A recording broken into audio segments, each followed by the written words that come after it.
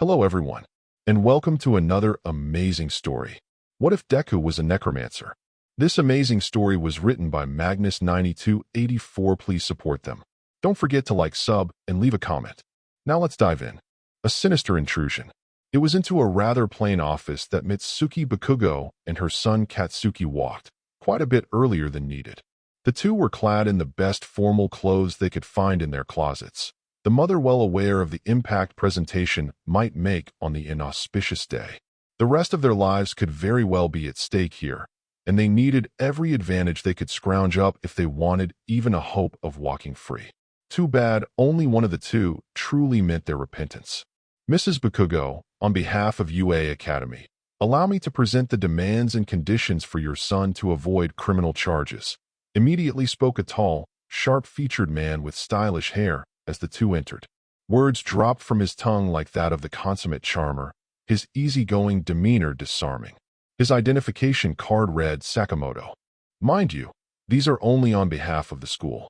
Next to the obviously long retained lawyer, who stood behind the single desk that was present, an imposing woman exuding an air of 1,000 victories stepped forward, taking the man's left side.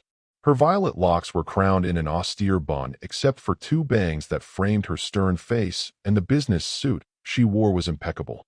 Her identification card reading Kamishiro was clipped to her chest.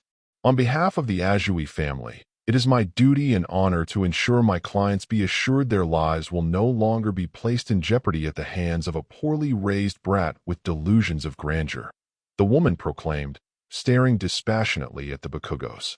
Katsuki shifted where he stood, glaring at the bitch that dared to badmouth him.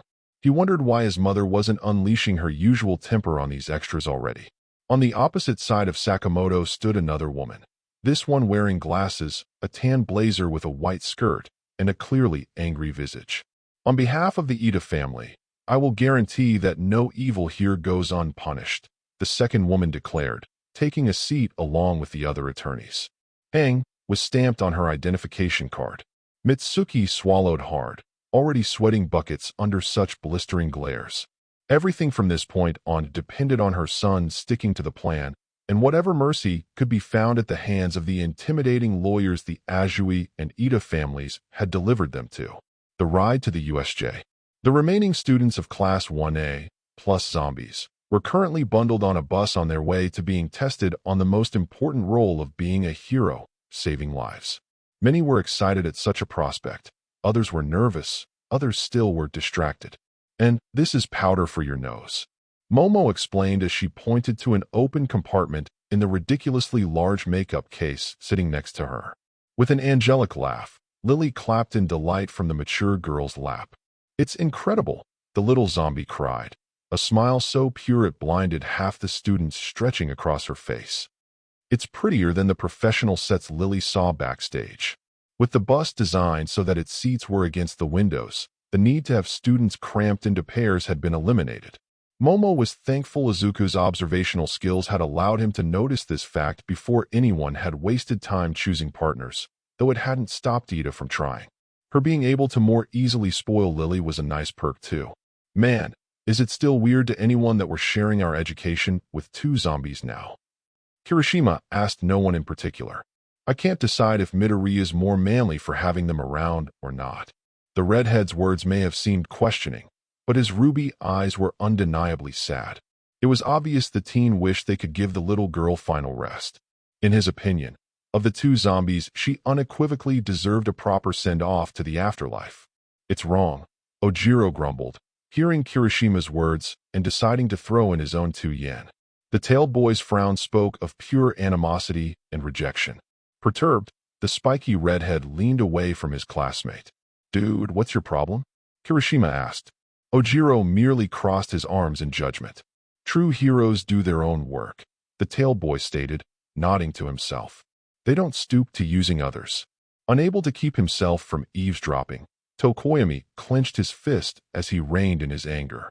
A lecture was the least of what he wanted to give his peer.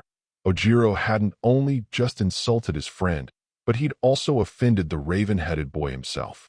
Dark Shadow, the eldritch entity that lived inside of him thanks to his quirk, was much the same to him as Tae and Lily were to Izuku. He'd long ago come to terms with and befriended the sentient creature in order to become a hero, it standing as his strength, and it was beyond rude for someone to openly denounce that kind of partnership as something foul out of turn. Don't. Izuku's soft warning was accompanied by a warm hand resting on Tokoyami's shoulder. It's not worth it. Turning, the raven-headed teen saw his friend looking back at him with an earnest smile and clear eyes. Beside the green-haired teen, Azui, Tsu, sat nose-deep in a notebook that looked exactly like the one in his own hands. Of course, Tokoyami replied just as softly, reopening his notebook. I do indeed possess something much worthier of occupying my time with. Looking down, the raven-haired teen, an even dark shadow after a minute, once again became absorbed in the pages of his notebook. Curiosity had led him into asking to what had her so engrossed when they'd first set off for the testing site, and surprise had greeted him when he'd been informed it was a quirk analysis authored by their mutual green-haired friend. It had made immediate sense to him that Izuku would pay that kind of attention to his princess, admitted or not, but then his friend had given him one as well. Opening the innocent-looking book had revealed page after page of incredibly accurate and extensive details about his own quirk. Further examination had shown that there were sections dedicated to everything, from gear that could theoretically boost his performance to tactics that would give him an edge in battle. One particular entry postulated the idea of dark shadow, forming a sort of armor around his body. That one caught both of their attentions. In the rear of the bus, Mina and Toru sat together, quietly talking amongst themselves. The pink-skinned girl was just shy of fuming. Every time she tried to have a little fun or lighten up the mood, a little something came along and sabotaged her. With her last hope for a proper romance to gossip about failing to bear fruit, for the moment, she felt it was high time she pranked someone. And she knew just the target. Min-chan, maybe we should lay low for today, Toru pleaded, dressed in her hero costume like everyone else, that is to say, gloves and a pair of boots. Besides, there's no ammunition to use. They're all clean. The pink-haired girl considered her friend's words, finding her other classmates extremely boring today. Why couldn't everyone act more like Kiri used to, and provide her never-ending entertainment? Yeah, maybe you're right, Mina conceded, before noticing Toru's words were a little too accurate. They really do look clean, too clean. Back at the front of the bus, Izuku and Tsu were decked in their repaired suits, which looked better than new. But what had caught the Pinkette's attention wasn't the sudden increased quality of her classmates' costumes, or the addition of strange-looking guns on the Verdinette's person. No, what drew her eye was that Tay and Lily appeared exceptionally hygienic. And seeing undead so spiffed was unnatural, wasn't it? Mina quietly admitted to herself that perhaps Lily had been allowed to use a shower, but that didn't account for the appearance of the less mentally present Tay now, did it? I can't believe she finished your weapons in only 4 days, Karo, Tsu admitted, expressing her surprise at the artillery before her when she could finally break away from her notebook. Izuku nodded in agreement, pulling out and examining one of his new pieces from its shoulder holster. Hatsum had been able to complete 3 models ahead of time: a blocky pistol, a sturdy-looking SMG, and a menacing pump-action shotgun. The simplest had been for Izuku, who hadn't wanted to deal with unwieldy weaponry so early in his career. Lily had been given the SMG, her small size perfect for agile movements and rapid-fire attacks. That left Tay with the shotgun, a decision the green-haired teen was still a little unsure of. I'm just as surprised, Izuku agreed, happy to finally see some of his imagined gadgets come to life. These would be the tools that would become fundamental in his future as a pro. They're just prototypes, though. I need to do some testing first. Hey, Midoriya. Mina's shout overrode whatever the green-haired teen was going to say. The Pinkette's overly giddy expression didn't sit well with the resident necromancer or frog girl. In perfect sync, Izuku and Tsu turned to look at Mina, earning both an even more pronounced grin. You know, I've been noticing that Tae-chan's always looking clean and healthy. The Pinkette began, attempting to draw her target in. The confused stares from the green duo let her know she'd made an easy catch. Is it difficult for you to wash her during bath time? Izuku sputtered, nearly dropping his new pistol. Holstering the gun, the green-haired boy felt almost every pair of eyes on the bus land on him. Even Tsu's, especially Tsu's. I do the best I can, Izuku fumbled, trying to avoid explicit details. My mother helps the most, though, to make sure she feels clean. The green-haired teen was sure that most of his classmates didn't buy his hasty explanation, but at the very least it appeared nobody seemed to want to press the issue. So, you've seen her, them naked? Mineta was that nobody apparently, quickly jumping to the worst conclusions. You've been with both of them, naked, in the bathroom. At this point, Mina and Toru had accomplished their mission and were covertly covering their mouths and stomachs in a vain attempt to contain their uncontrollable giggling. Others weren't so delighted and had turned green at the implications. "Oi, stop that, you perv," Jiro almost shouted. The punk rock girl could admit to herself that she'd been curious about the topic at one point, but digging into it in public was in extremely bad taste. Mineta, unable to contain himself any longer, jumped up onto his seat, still not even standing eye level with the green-haired teen. "This is so unfair, Midoriya," the pervy midget shouted, flailing his arms for added effect. "We can't even land a kiss on a girl, and yet you can just grab these two by the pu." Bang! Quick as lightning, Izuku drew his pistol, took aim, and fired, shooting the midget right in the chin. The piece of tech worked exactly as intended, releasing a realistic sound effect for maximized intimidation factor, but including almost no recoil. The bus was deafening in its silence. The members of 1A that had been observing the spectacle were beyond speechless. Their vice president had just shot a classmate. Heroes in training they might have been, but none had any idea of how to react to the situation.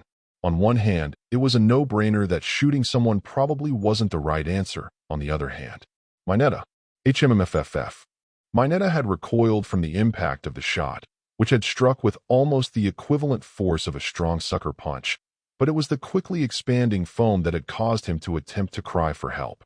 Unfortunately, or fortunately, depending on how you felt about the midget, the bubbling concoction quickly covered his mouth before solidifying a moment later. If the diminutive pervert wanted to speak again, he'd need outside assistance, or make peace with ripping off his lips. "Gaha," Tay groaned, snapping the busload of students from their shock. "You're right, Hatsum really did make them exactly as requested," Izuku replied, clicking the safety switch on his pistol, keen to prevent a misfire of his weapon. In a move that obviously still needed work, the green-haired teen flicked the gun into a spin around his index finger before holstering it. "Maybe I should let her make all our gear. It'd be a great partnership." Tsu's resultant croaking closely resembled a rebuke, and coupled with her poking of Izuku's cheek in clear disapproval, sent many of their classmates into fits of humor. Meanwhile, at the front of the bus, Aizawa chose to ignore the shenanigans of his students for the moment, unable to shake the suspicion that something wasn't right. "It doesn't bode well that we still have no idea who did it," Aizawa thought, mulling over the morning's incident once again. Or, more importantly, what purpose it served. Earlier in the day, before he'd even had a chance to roll out of bed, the gruff pro hero had been informed by a call from UA secretaries that the school's perimeter had been breached at some point during the night. The feat itself was less impressive than the fact that the gaping hole left in the defensive wall had been made without any indicative noise.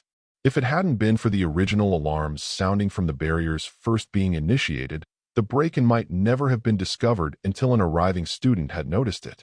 As it was, after a hasty search of the grounds and the school from top to bottom, nothing had been turned up. That alone put the entire staff even more on their guard. In more than one hero's opinion, finding no clues at all was more suspicious and worrisome than if they'd uncovered traces of someone. "We should have postponed this," Aizawa reflected. "I don't like this." Unfortunately, it wasn't like he could turn the bus around now.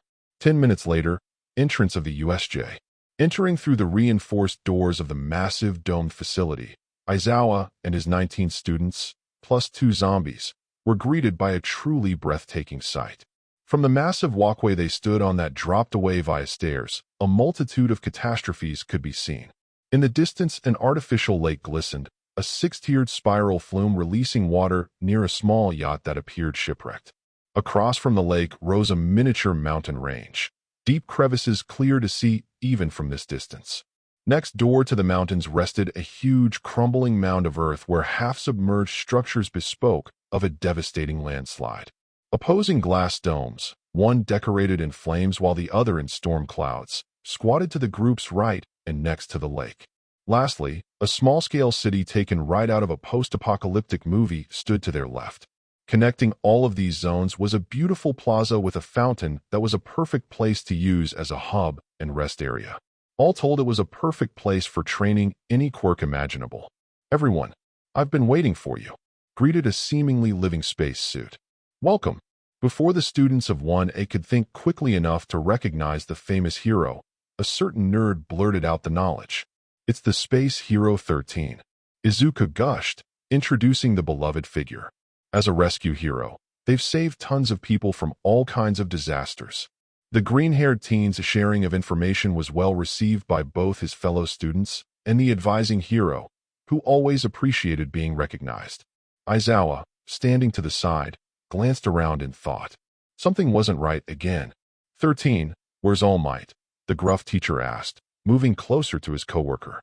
If something had happened, he didn't want to worry his students when finding out. He was supposed to meet us here. To Class 1A, what followed their homeroom teacher's inquiry was a hushed conversation in a secret language spoken alongside a game of charades, 13 mysteriously holding up 3 fingers while whispering. Wondering if he should be worried, the resident necromancer looked around with a frown. The green-haired teen was unable to discern what the 2 pro-heroes were discussing, but if Aizawa-sensei's body language was anything to go by, then it wouldn't hurt to be on high alert. Beside him, Tay slipped into a tenser stance, not helping Izuku's nerves one bit. Lily, in contrast, merely grabbed onto his pants leg nervously. I see. He was just delayed. Aizawa's grousing suddenly garnered the attention of his students. Well, it can't be helped. Let's get started. A quick bow from the space-themed hero, and Class 1A was handed over to their rescue instructor. Now then, 13 began. Who can tell me the best way to tell a combat quirk from a support quirk?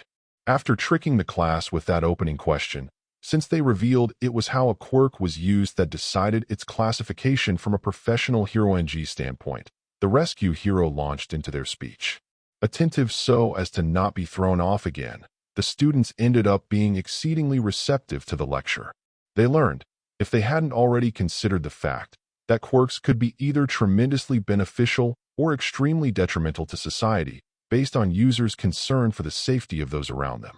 Izuku personally loved the part where 13 reiterated that quirks that were considered dangerous or dark shouldn't be judged villainous out of turn unless they were used with the intention to kill.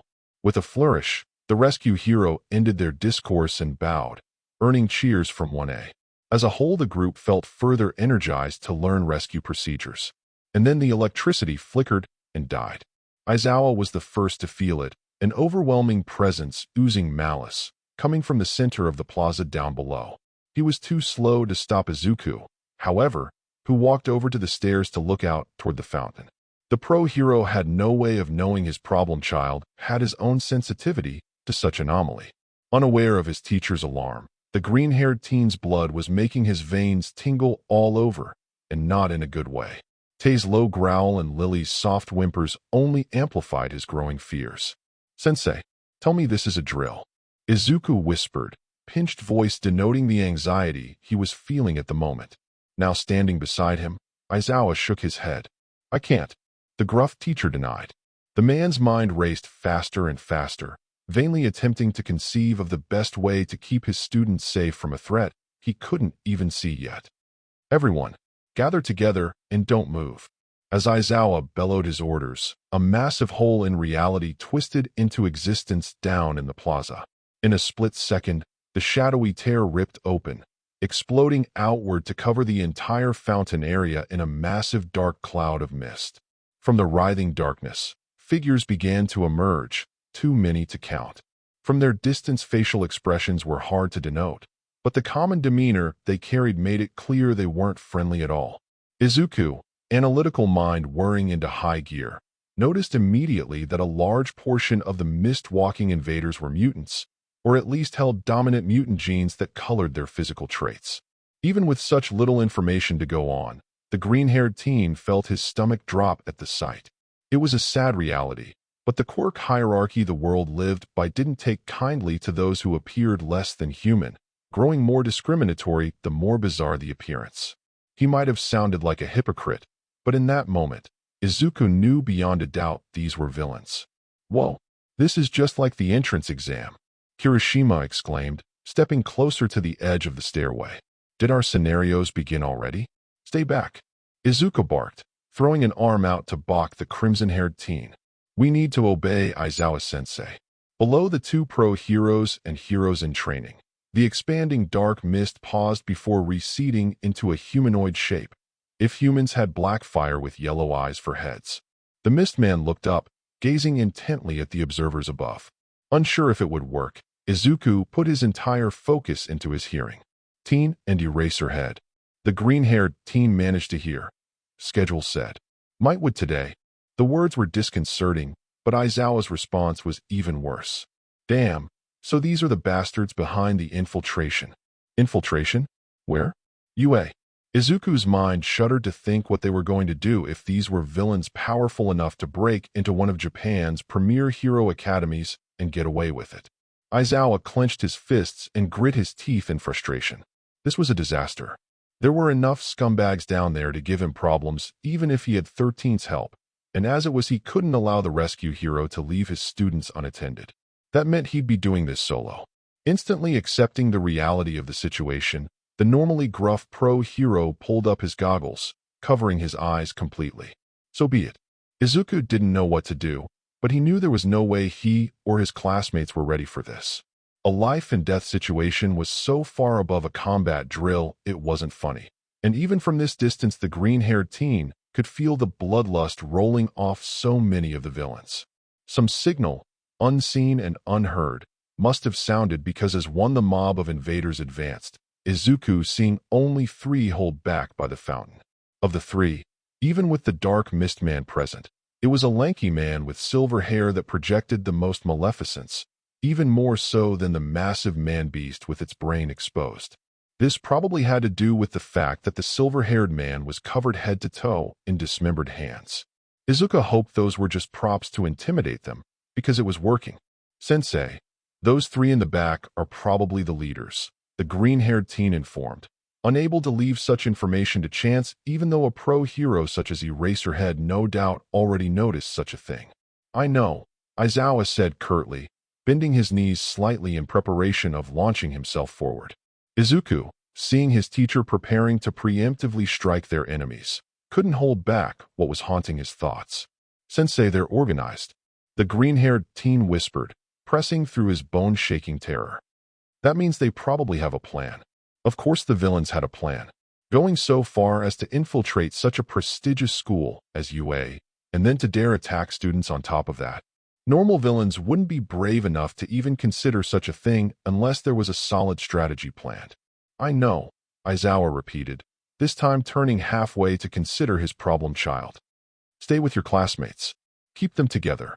Without giving any further orders, Aizawa hurled himself forward, bounding down the stairs in an effort to prevent the mob of villains from getting any closer to his students.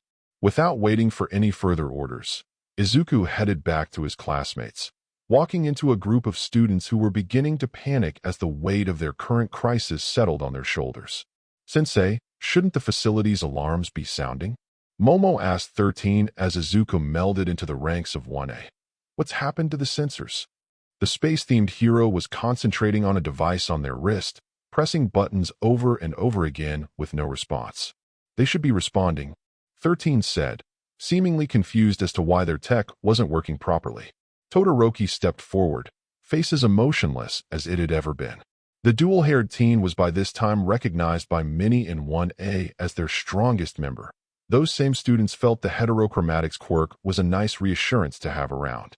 The more important question, Todoroki paused, making sure everyone was paying attention, is did they only appear here, or all around campus? The idea that this was a widespread incursion boggled the minds of many. No one had been gutsy enough to launch a full-scale war against UA since the early days of the hero profession, when the academy had first been established. Unfortunately, all we know right now is that they've attacked here, a place isolated from the main campus, Todoroki continued, glaring disdainfully at the mob of villains. And what's worse, they chose a time when a class was meant to be present. This was planned, it must be. Izuku, seeing the hush that followed the grim assertion as his only window to speak, stepped up next to the heterochromatic. "We need to evacuate. Now," the green-haired teen declared. "With 13 in the lead, we should be able to make it." If he'd had the time, Izuku would have appreciated the expressions many of his classmates were giving him. In these moments of stress and danger, almost all eyes looked to him with hints of the faith that comes from understanding someone stepped up to take charge. Someone's working to get through the adversity. But he didn't have the time, because he'd stepped up and was working. If the villains are inhibiting the sensors, communications might be jammed as well. Izuku continued, turning to the classmate who could check this for him. "Kaminari, see if your headset can reach outside.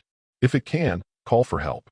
Utterly flabbergasted, the electric blonde stared at the green-haired teen even as he raised a hand to the device on his ear.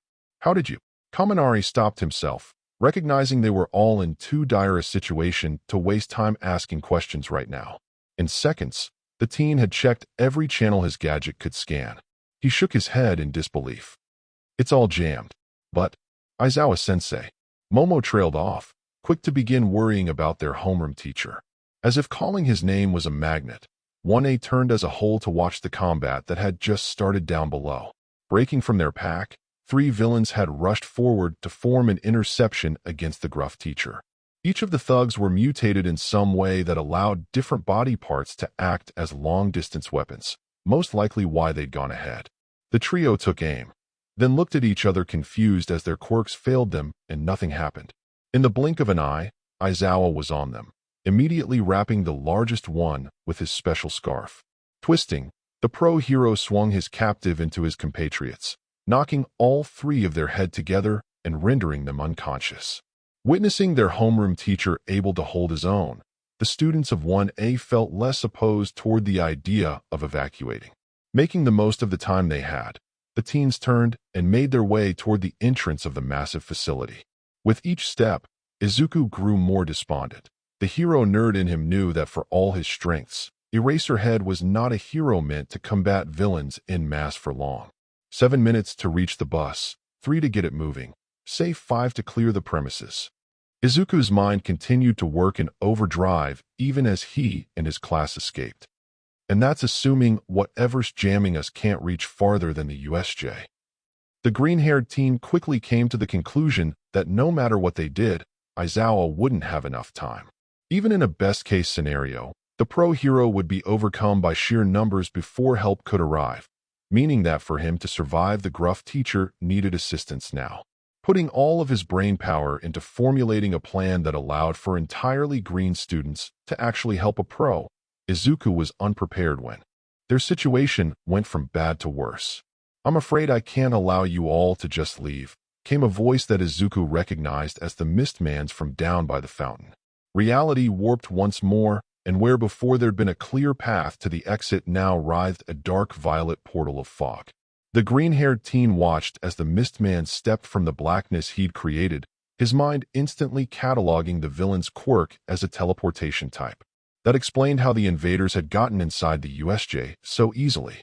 "A pleasure to meet all of you," the Mistman said, grandly bowing to the group. "May we introduce ourselves? You see, we are known as the League of Villains." The villain's smugness bled through any faux gentlemanliness he'd been attempting to convey. The space hero and the students were trapped. With the mob behind them and a warp user in front, they'd been left without any options for an escape route. "I know it may seem a bit presumptuous of us, but we've invited ourselves here, to this place, this garden of heroes, this renowned academy known as UA, for one purpose." The Mistman continued, acting as if he were a ringleader presenting a stage show with how he waved his arms about. Izuku took notice of 2 things as the villain spoke. The first was that he loved to monologue and was something of a showboat. The second and more important detail was that for barely a second, he thought he'd seen some sort of neck brace hidden in the shadowy mist, almost like some sort of heavy-duty respirator. "We've come to find the number 1 hero," the Mistman revealed. "We've come to ensure All Might takes his last breath this day." Not a single student was able to withhold a gasp at that declaration. Izuku knew such a plan was normally ludicrous to even consider. All Might never lost. But just the same he knew that this only put him and his classmates in even greater danger. Villains, especially organized groups like this one, never played fair, and the green-haired teen could already imagine dozens of scenarios that might have a feasible chance at success against the symbol of peace. These nightmares included the villains recruiting someone with a hyper-specific quirk capable of countering the number one hero's indomitable strength, to the students being held hostage in order to force All Might into a protracted fight surrounded by lethally toxic fumes. Now, I believe All Might was to be present for these exercises. The villain's tone was thick with the conceit of a victorious foe. Was there perhaps a change in the day's schedule? The Mist Man began to expand before any answer could be given, losing his humanoid shape to become a malevolent wall of darkness. Then, the wall began to move toward them. It honestly doesn't matter, I suppose, the villain added, not noticing 13 slowly repositioning themselves. My job here is the same. Nothing's changed. Izuku knew he needed to help. Leaving things to chance was the worst option. Calmly, the green-haired teen moved Lily behind him while discreetly signaling Tay to inch sideways so she'd be able to react better. The plan would be haphazard, but simple. If things went as he theorized, 13 was about to attempt to use their quirk, Black Hole, on the villain.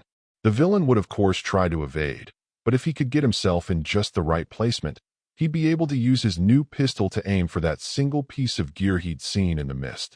Izuku had no guarantee if his expanding foam bullets would work on someone whose natural state of being was so ethereal, but the flash and bang of his attack might distract the villain long enough for 13 to finish the job. If that failed, however, Tay would still be able to take a pot shot with her shotgun, the force of the firearm alone likely to ensure the success of the maneuver. The green-haired teen palmed his weapon, slowly popping off the small leather strap that kept it from falling out by accident, just as the space-themed hero pointed their index finger at the villain. Izuku calmed his heart as much as he could. He needed to boost his meager ability as much as possible. There it was. 13 stepped forward, popping open a finger valve on their glove. Izuku inched sideways, slowly drawing his pistol. He took aim. Don't underestimate us, you scum. Like hell we're going to just stand here. We're heroes too. And his plan went to shit as Ojiro, closely followed by Kirishima, leapt into the air toward the villain. The two shouted war cries as they engaged the Mist Man in CQC, or tried to anyway. Both teens passed through the villain without so much as tickling him, only succeeding in getting in the way of the pro-hero trying to save their lives. Izuku cursed. The villain was going to be more prepared for any attacks now. The fight had just become even more difficult. Tay's low groan and dark glare directed at the tailed martial artist mirrored the roiling emotions running through the green-haired teen. Of course, the Mist Man said with disdain, even as only students, you're all still fine golden eggs. The villain's acidic yellow eyes moved through the black mist until they could glare at the two interloping students. Ojiro and Kirishima froze, the bloodlust directed at them too much to handle as inexperienced as they were. You two. Get out of the way. 13 screamed, their voice modulators straining due to the pro-hero's distress. It was too little, too late. Disperse in despair. The villain commanded, his dark mist appearing to draw inward. While you suffer a most torturous death, the Mist Man exploded. It was akin to a pressure valve bursting really. Rolling waves of darkness enveloped the entire class in a rushing wave, blinding them all for a few precious moments. Izuku could still hear, though. He heard Tsu's croak of fear, so clearly it hurt. Instinctively he reached for her, only to be tackled to the side. Shaking a near concussion from his head, the green-haired teen opened his eyes, realizing it was Ida who had pulled him, and Uraraka, it appeared, out of the villain's range. Frantically looking back, Izuku felt his heart stop. His most important people were still inside a now swirling dome of impenetrable shadowy mist. Tsu-chan, Lily-chan, Ti-chan. Izuku screamed in horror, scrambling to reach the dome. He had to save them. He couldn't let them die. A strong hand snatched one of the green-haired teen's flailing arms out of the air, reeling him back with a sharp jerk. Midoriya, calm down. It was Ida, again. The bespectacled teen shook Izuku, trying to reach the vice president through his anguish. Now's not the time to lose focus over your zombies. Before Ida could suggest the thrashing green-haired teen use his control over the zombie girls to keep their classmates safe within the dark prison that held them, which may or may not have worked given the circumstances, the dome dispersed. All that was left was 13 and a near-feral Tay, growling. GGRRRR. The zombie snarled in the direction of the villain, who was slowly reforming. For one who never spoke, it was clear to see the attempt at separating her from Izuku had upset the undead girl. 13 hesitantly patted themselves down, checking to see if everything was still attached. They'd only managed to evade the mass warping thanks to the zombie's quick action. As the wave of dark mist had approached, she'd grabbed their arm and then used her free hand as an anchor by punching through the ground.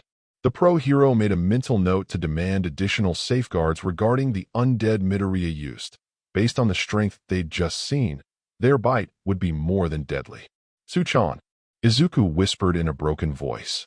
His 1,000-yard stare locked on the space the frog girl had occupied not a second ago. Lily-chan. The green-haired teen was drowning in guilt and self-hatred. He'd failed. Again. He'd failed to uphold his promise to the cute little girl who'd suffered so much. He'd failed to protect the girl that had been meaning more and more to him every day. His mind was overclocking, twisting the fate of the two girls into mental horrors of unknown battlefields, or just straight-up death. The villain's quirk was largely unknown. Its capabilities could have been endless for all he knew. Midoriya.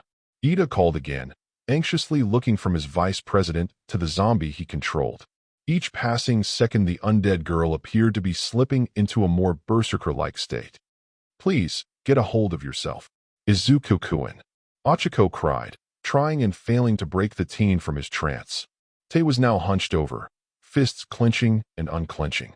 Ida and Achiko weren't sure which to be more wary of at that moment, the zombie or the villain. Gah!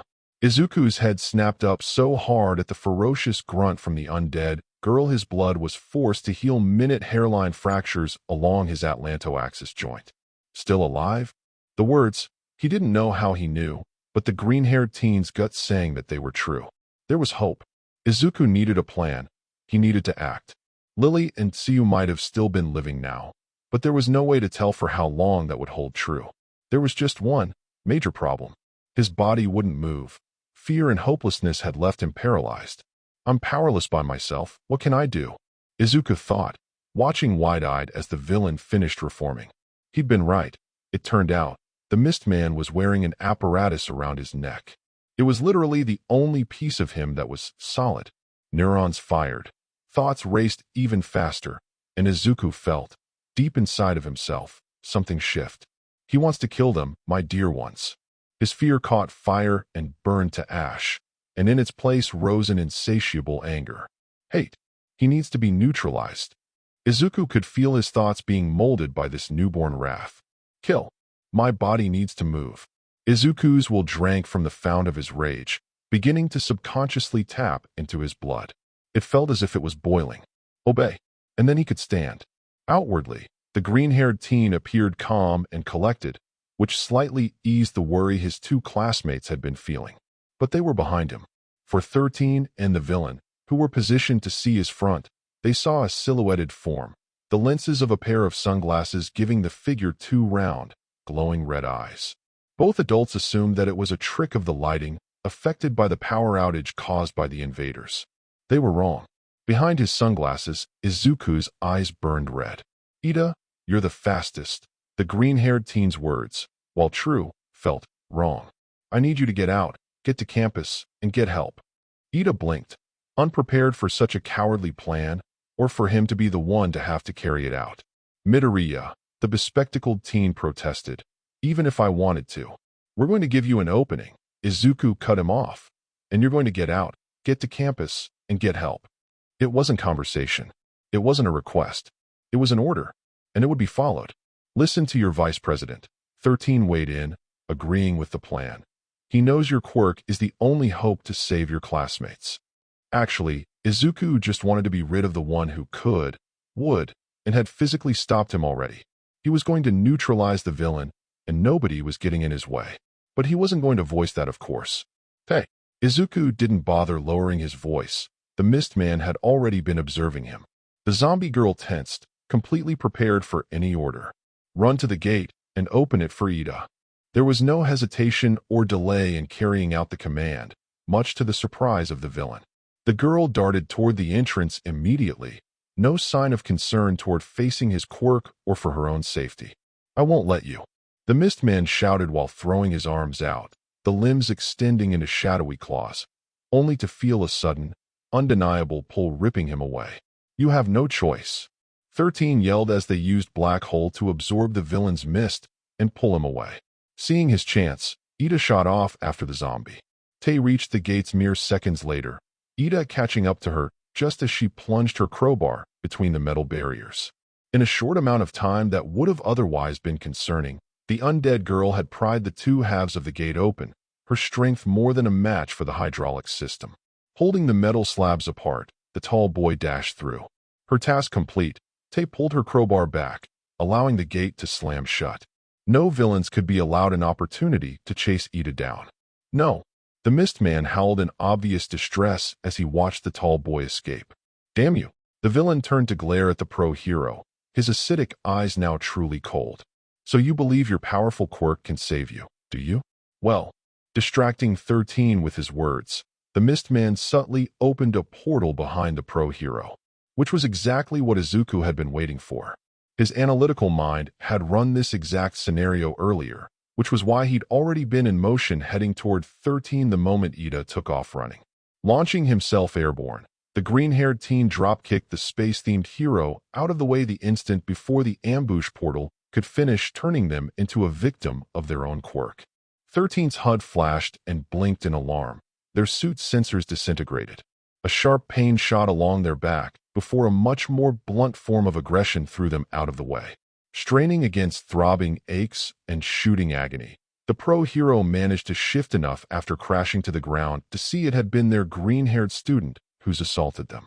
Then they noticed the portal that had formed behind where they'd been standing, and realization sparked that they'd just been saved from causing their own demise. How shameful. Izuku couldn't complete his risky maneuver without a price, however. Black Hole's gravitational pull, directed through the portal, caught his right foot halfway through his follow-through. Before either quirk was disengaged, the force of nature devoured his shoe, and then his whole foot. Still in motion, and doing his best to ignore the mind-numbing pain, the green-haired teen willed with all his might for his body to take aim and fire at the villain's neck brace. Thankfully, his body obeyed. 2 consecutive shots rang out, successfully slamming into the respirator. Bang! Bang! The mist man yelped, rearing back as the unexpected feel of actual pain caused him to flinch. Izuku slammed to the ground hard, back first. Pushing the agony of his injuries aside one more time, he took a few precious seconds to re-aim before firing twice more. Bang! Bang! In a move more instinctual than skill, the villain used his mist to warp the bullets away before contact. But it was already too late. What in the hell is this? The once suave voice rose as alarm turned to horror, the 2 landed shots beginning to work their magic. The bullets expanded, their foam swallowing more and more of the respirator. Terrified, the Mistman moved to portal away. When Tay came crashing into him with her crowbar, swinging at the neck brace like she was trying out for the major leagues. The bar of wrought metal smashed into the device with all the power undead muscles could muster, nearly shattering the apparatus. Collapsing to the ground, the Mistman choked on cries of pain and panic. Victory won. Izuku forced himself upright, hobbling to stand over his fallen foe. But he didn't think to celebrate. This was far from over. He still had to find his dear friends and make sure they got out of this alive. Then, he was going to put an end to these villains. Oh no. This was just the beginning. A sinister battlefield. Inside the principal's office, located in the depths of UA, Toshinori Yagi sat on one of the 2 couches present while staring into a cup of tea. The pro-hero felt like a child again, being reprimanded for doing something foolish. All the same, he did feel guilty after considering the stupidity of his actions. I'm not saying you should give up your hero work, Nizu reaffirmed, taking a sip of his own tea, but if you're really serious about teaching here, I need you to have a different set of priorities now. Time and place come to mind.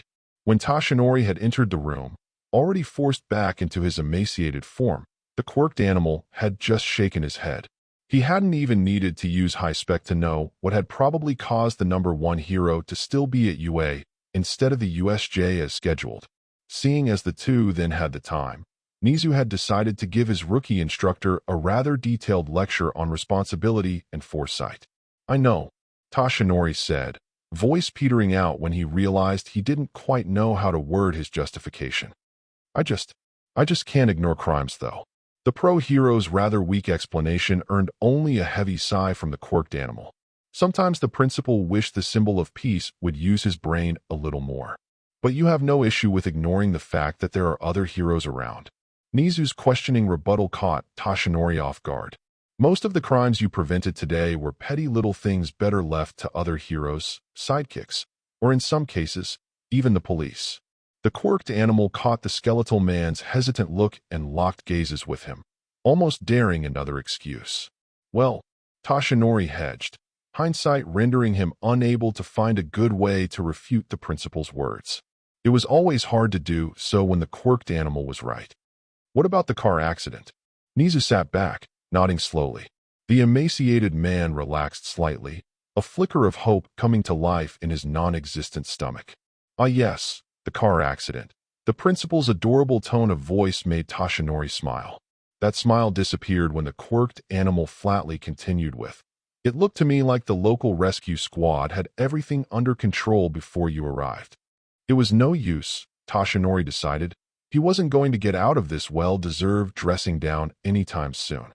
The pro hero supposed the principal was right, though. He really should allow the next generation the chance to take over his job while he trained his successor. He just hadn't understood how difficult it would be to just step aside. Meanwhile, at the USJ, in the air above the artificial lake of the flood zone, a swirling portal of darkness tore through reality, spitting out two individuals. These reluctant travelers immediately dropped to the depths below, and unprepared for their repositions as they were, sent up geysers as they struck the water's surface at odd angles.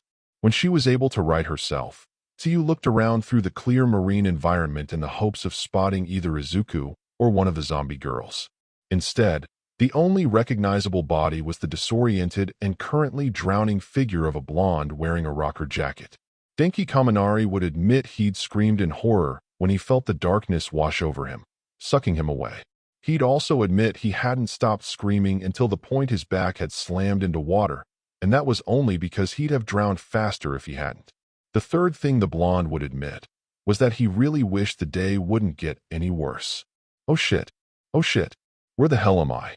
Kaminari's distressed thoughts screamed in his head. He couldn't even tell up from down he'd gotten so turned around while sinking. Trying, and failing, to stay calm, he opened his eyes to look around and see if another of his classmates had been thrown in with him. He instantly regretted doing so. OFUCK. Fuck. Swimming toward the blonde like a missile was an ugly villain that looked like a cross between a shark and a scuba diver. Even from their current distance, Kaminari could tell the criminal's bite would be a horrible way to go. The electrical student redoubled his efforts to swim anywhere, but gained no noticeable results. It was obvious he wasn't going to escape in time. Not like this. Kaminari mentally shrieked, losing hope at the sight of the villain opening his super-wide jaws to bite his head off. "I don't want to die a virgin." At the last possible second, a green blur collided with the criminal, stunning both him and the blonde. Taking a second to shake the hysteria from his mind, Kaminari realized the blur was actually his froggy classmate. In one fluid motion, Tsu used her powerful legs to double-kick the villain deep into the lake while propelling herself towards the struggling blonde. Wrapping her tongue around the electric hero wannabe, the frog girl quickly brought the two to the surface. "Are you all right, Kaminari-san?" "Karo," Tsu asked as soon as their heads were above water.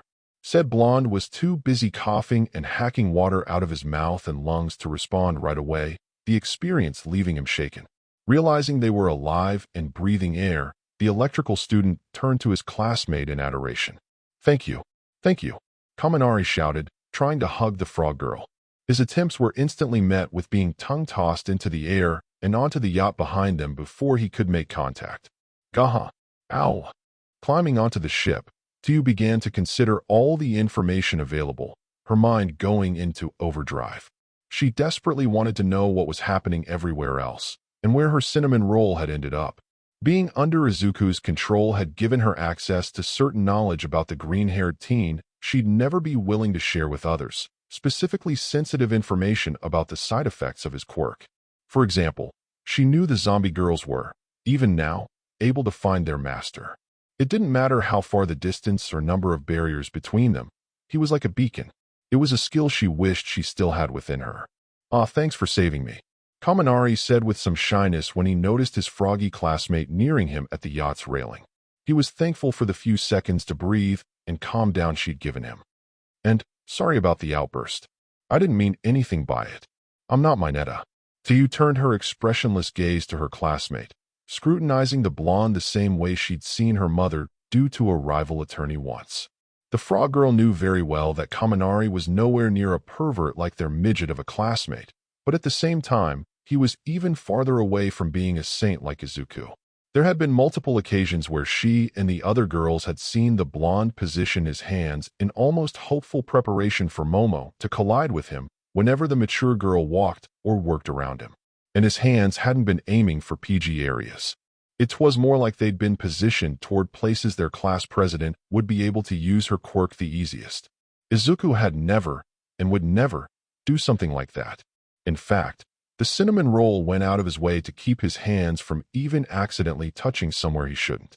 Even though he was free to hug and touch her whenever he wanted, the green-haired teen always made sure to never disrespect her body. The electric hero wannabe, meanwhile, shifted uncomfortably under the unblinking examination. Was it something he said? "It's okay. I understand," Tyu said in her usual monotone after letting the moment drag on for an instant more. "But we're not out of danger yet." "Karo." The blonde immediately whipped his head around at the announcement, eyes darting across the water frantically. What do you mean?" Kaminari asked, just as a large number of villainous faces broke to the surface. They were surrounded. Oh no, there must be a dozen of them.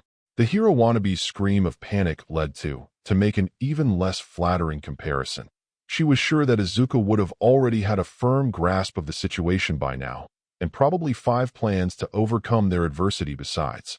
As it stood now, it seemed like it was up to her to take the reins and think up a plan. It was times like this that made the frog girl grateful she'd been blessed with intelligence instead of conventional beauty. "Calm down," Tyu said, trying to project calmness and determination.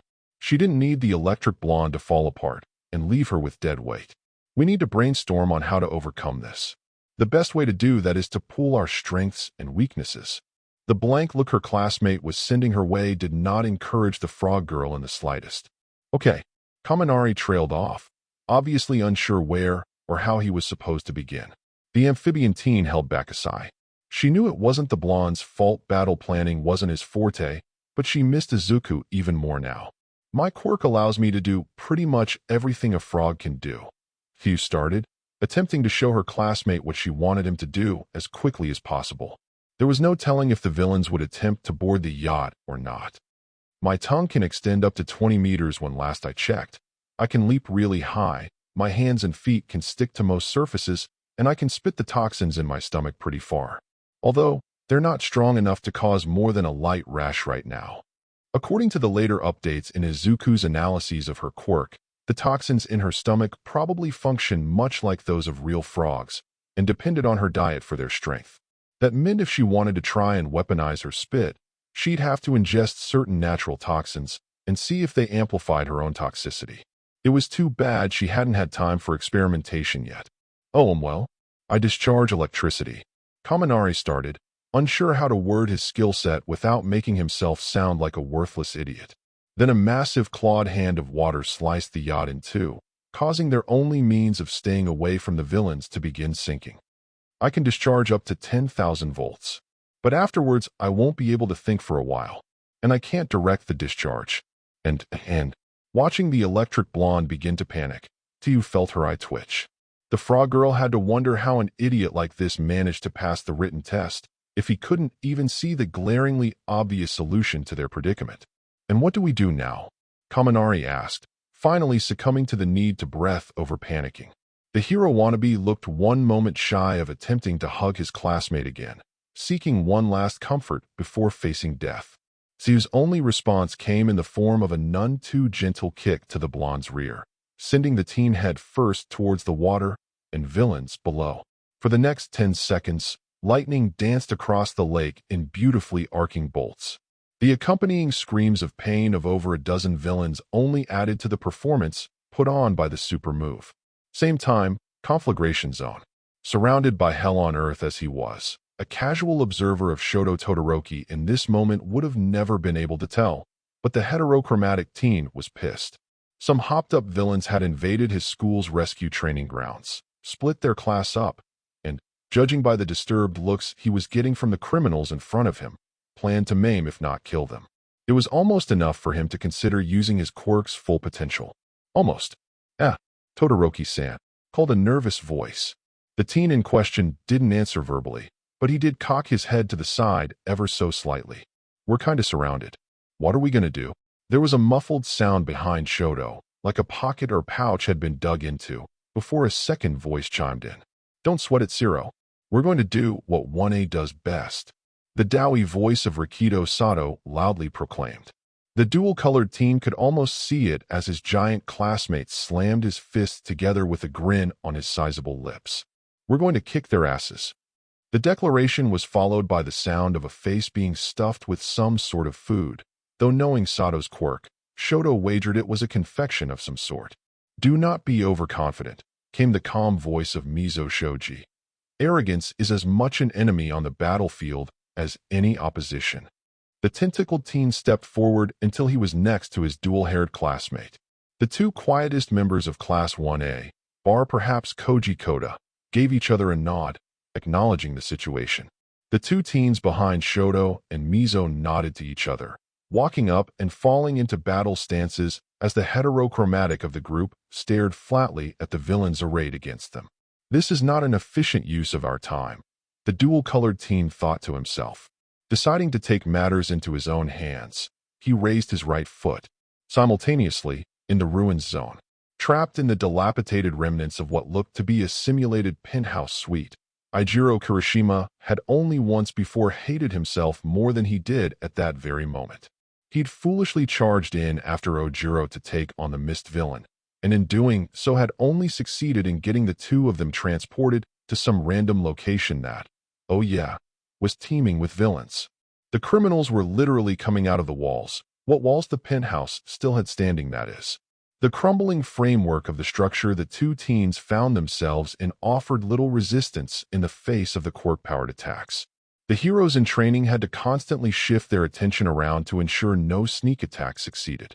Man, this is so unmanly, Kirishima shouted as he clotheslined a villain that had tried to rush him. At his back, he heard the martial artist of the class land two substantial-sounding punches to his own opponent. How ya holding up, Ojiro? The tailed teen was cursing his foolishness with every counter he employed against an attacker.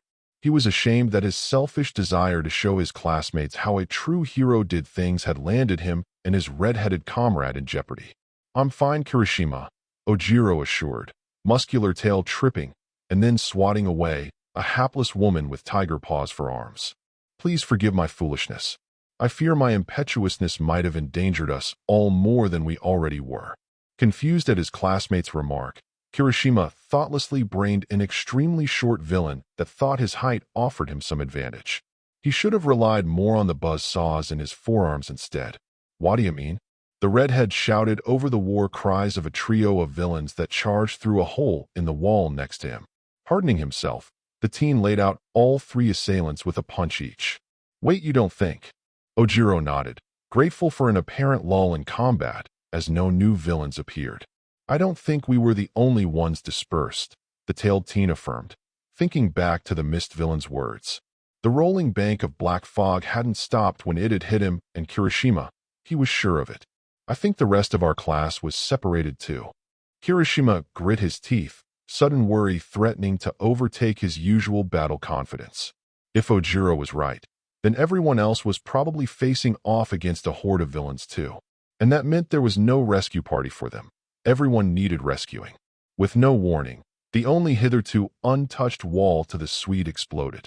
Scrambling back, The two teens stared in bewilderment as a giant of a man with an elephant's head and physique stomped into the room. Trumpeting, the villain stampeded toward the heroes in training. Unsure if their collective might would be enough to stop such an assault, Kirishima grabbed Ojiro by the shoulder and moved to dodge when a familiar-smelling liquid dripped onto his cheek. Reacting quickly, the redhead wiped the fluid away before throwing himself and his tailed classmate to the side right as the ceiling collapsed. Yahoo! Came the exuberant cry of a voice Kirishima would know anywhere. Coming through, as the dust settled, the two embattled teens were greeted with a sight for sore eyes. Standing on top of the now debris-covered and unconscious elephant villain with her hands on her hips was Mina Ashido, grinning widely. The pink-skinned girl gestured to a pair of floating gloves next to her. "See Toru," the acidic teen said, waving her hand about the room. "I told you the stairs would take too long."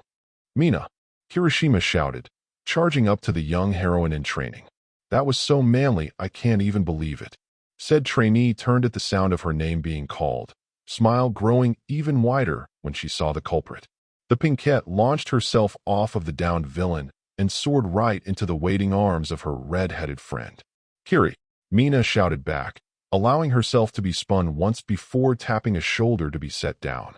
The acid user noticed her tailed classmate still on guard. "So you guys got sent here too?" Kirishima and Ojiro both cursed. Their previous hypothesis had just been proven correct. The entirety of Class 1A had most likely been scattered across the USJ. "Guys," called out Toru, whose gloves were now floating by the hole made by the elephant villain. "I think we have a more immediate problem." Clambering over to their classmate, the other three heroes in training collectively gasped. The hole opened up to the outside, a world of broken buildings and shattered city streets. And everywhere the students looked, there were villains. Instead of cowering, the four members of Class 1A steeled themselves. They weren't going down without a fight. Back at the entrance, same time, Izuku stood, or rather, balanced his weight on his remaining foot as he looked down at the villain on the ground. The mist man was frantically clawing at the foam covering his neck brace, desperately sucking in as much air as possible. It was a pitiful visage for a powerless fool, one at his complete mercy. Mercy he wasn't inclined to grant at the moment. With no sign of remorse or hesitation, the green-haired teen raised his pistol and took aim at the last visibly functional piece of the respirator. "Izuku-kun." "No." Achiko's scream of anguish pierced the air as the girl tackled her class's vice president, finding it surprisingly easy to take down the green-haired teen. Heroes don't kill people. The villain, grateful for a moment of respite, rasped in as deep a breath as he could and focused on creating a small portal to flee. As reality warped under him and he sank to freedom, the Mist Man was glad that death was not going to be added to his schedule for the day. After all, he still had a job to do, assuming his leader had a way to repair his damaged respirator. Izuku shoved the anxious brunette, smothering him to the side, and retook his aim, only to find that the villain had slipped away during the few precious seconds he'd been distracted. "God fucking damn it." Izuku muttered through teeth clenched in pain. The curse earned a gasp from the anti-gravity girl. Tears began to fill the brunette's eyes as she took in her normally innocent and sweet classmate that now looked frustrated he hadn't been able to commit murder. "Izuku-kun." Achiko started, pausing at the incredulity of the idea that the green-haired teen had turned dark so suddenly. "Heroes, don't. You shouldn't have stopped him." Cut in 13 through labored breaths. He was about to neutralize the villain that caused all this damage. There was no need to intervene. The brunette turned to her injured teacher, confusion evident on her cherubic face. Neutralize?" Achiko asked, an inkling of guilt taking hold within her. "Not kill." The space hero, trying not to move their body, raised a shaky finger and shook him back and forth in the negative. It was clear the pain from being victimized by their own quirk was slowly sending them into shock. "Didn't you notice?" 13 asked. "Those bullets, they're capture rounds. Quite innovative, by the way. While the foam bullets were in fact non-lethal in nature, like anything else they could still be used to kill if used correctly. Izuku, being the one who conceptualized them, was better informed than most of that fact. He'd known what he was doing when he'd aimed for the respirator, and it wasn't neutralization. But there wasn't any reason to inform others about that. With the immediate threat gone, the green-haired teen decided to address the next objective that needed seeing to. Taichan, Izuku called out to his first partner, who immediately closed the distance to his side. Medkit, please. Ochako moved to object once again as the zombie girl reached around and pulled out a small box from her supply pack. Surely 13 needed more than a simple medkit? But before the brunette could get 3 words out, her eyes landed on the green-haired teen. More specifically, his physical state. The normally bubbly teen's words caught in her throat. The sight was so horrible. Izuku Kun, your foot. Ignoring the screams of dismay in favor of opening the kit now held by Tae, Izuku took out what appeared, to his 2 observers, to be protein bars. Just as quickly as he could unwrap it, the green-haired teen wolfed a bar down, hardly stopping to chew. According to Hatsum, by following Inko's recipe, with a few additions courtesy of her own advanced cooking techniques and wonderful babies, the inventor had managed to pack 3 whole days' worth of nutrition into a single bar. Oddly enough, the Pinkette had actually immediately advised caution when eating one afterward. Honestly, it was the blandest thing Izuku had ever tasted, but it worked as they'd intended. Almost immediately, the horrible hunger pangs that had plagued the green-haired teen only seconds ago quieted, only for blinding pain to assault his senses as he felt his right leg begin to rebuild its missing appendage. The hero in training had never lost a limb before, making the sheer agony of first bone and then muscle being reconstructed from scratch a new level of suffering for him. Afgaf, Izuku couldn't contain the scream that burst from his lips, the shooting, searing torment too much coming so unexpectedly. Motherfucker, ignore the pain. The green-haired teen thought to himself fiercely, turning that same willpower that had allowed him to stand earlier to the task of saving those important to him. For Tsuchan, for Lily-chan, Ochiko's mind couldn't process what she was seeing, enough to not even know what to scream. The brunette felt numb, the sight of a pulsating mound of flesh growing where her classmate once had a foot not even making her nauseous. Izuku-kun. Here, Izuku grit out, pushing the medkit into Ochiko's trembling hands. Treat 13's wounds. At first, the brunette was confused, believing that the green-haired teen's pain had muddled what he'd meant to say. Hadn't he intended to say she should treat his wounds, not the pro-heroes? A grunt of pain from her classmate, and a small but visible growth in his leg's mound of flesh, had the anti-gravity girl moving toward their injured teacher without a backward glance. Anything to keep from watching that nightmarish mass of a regenerating foot. Now, where could they have been sent? Izuku pondered, enduring the increasing pain at the end of his leg with gnashed teeth and slow, heavy breaths. As soon as the thought had passed, he felt something like a familiar pull to the left. There, Lily-chan.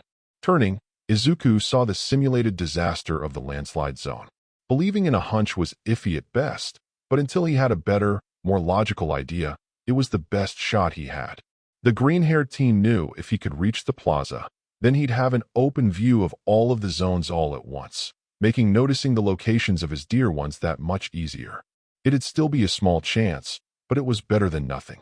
Besides, if he could help their gruff teacher out a little, then the chances of everyone surviving would be all the higher. Now, to address his 2 current hindrances. Where exactly is your back, 13-sensei? Ochiko muttered to herself as she unrolled a length of medical tape from the kit. I can't see. Well, I can't see anything inside your suit. Izuku tossed his pistol to the brunette, the well-made tech not even scratching when it struck the ground. Uraraka, I'm leaving this for you, the green-haired teen said, making Ochiko's eyes grow wide. Hold it firmly with both hands when aiming, and make sure you don't shoot anyone who's not a villain.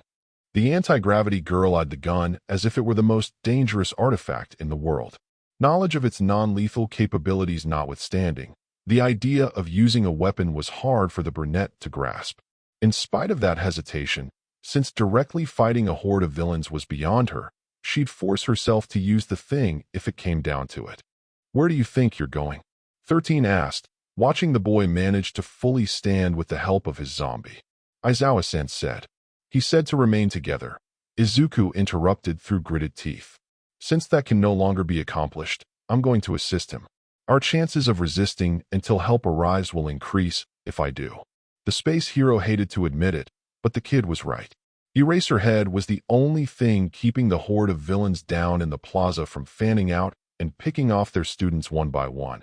And if the man didn't get help soon, even his superb skill would be overcome. Come to think of it, the zombie girl would make for a versatile meat shield down in that mess. Izuku-kun.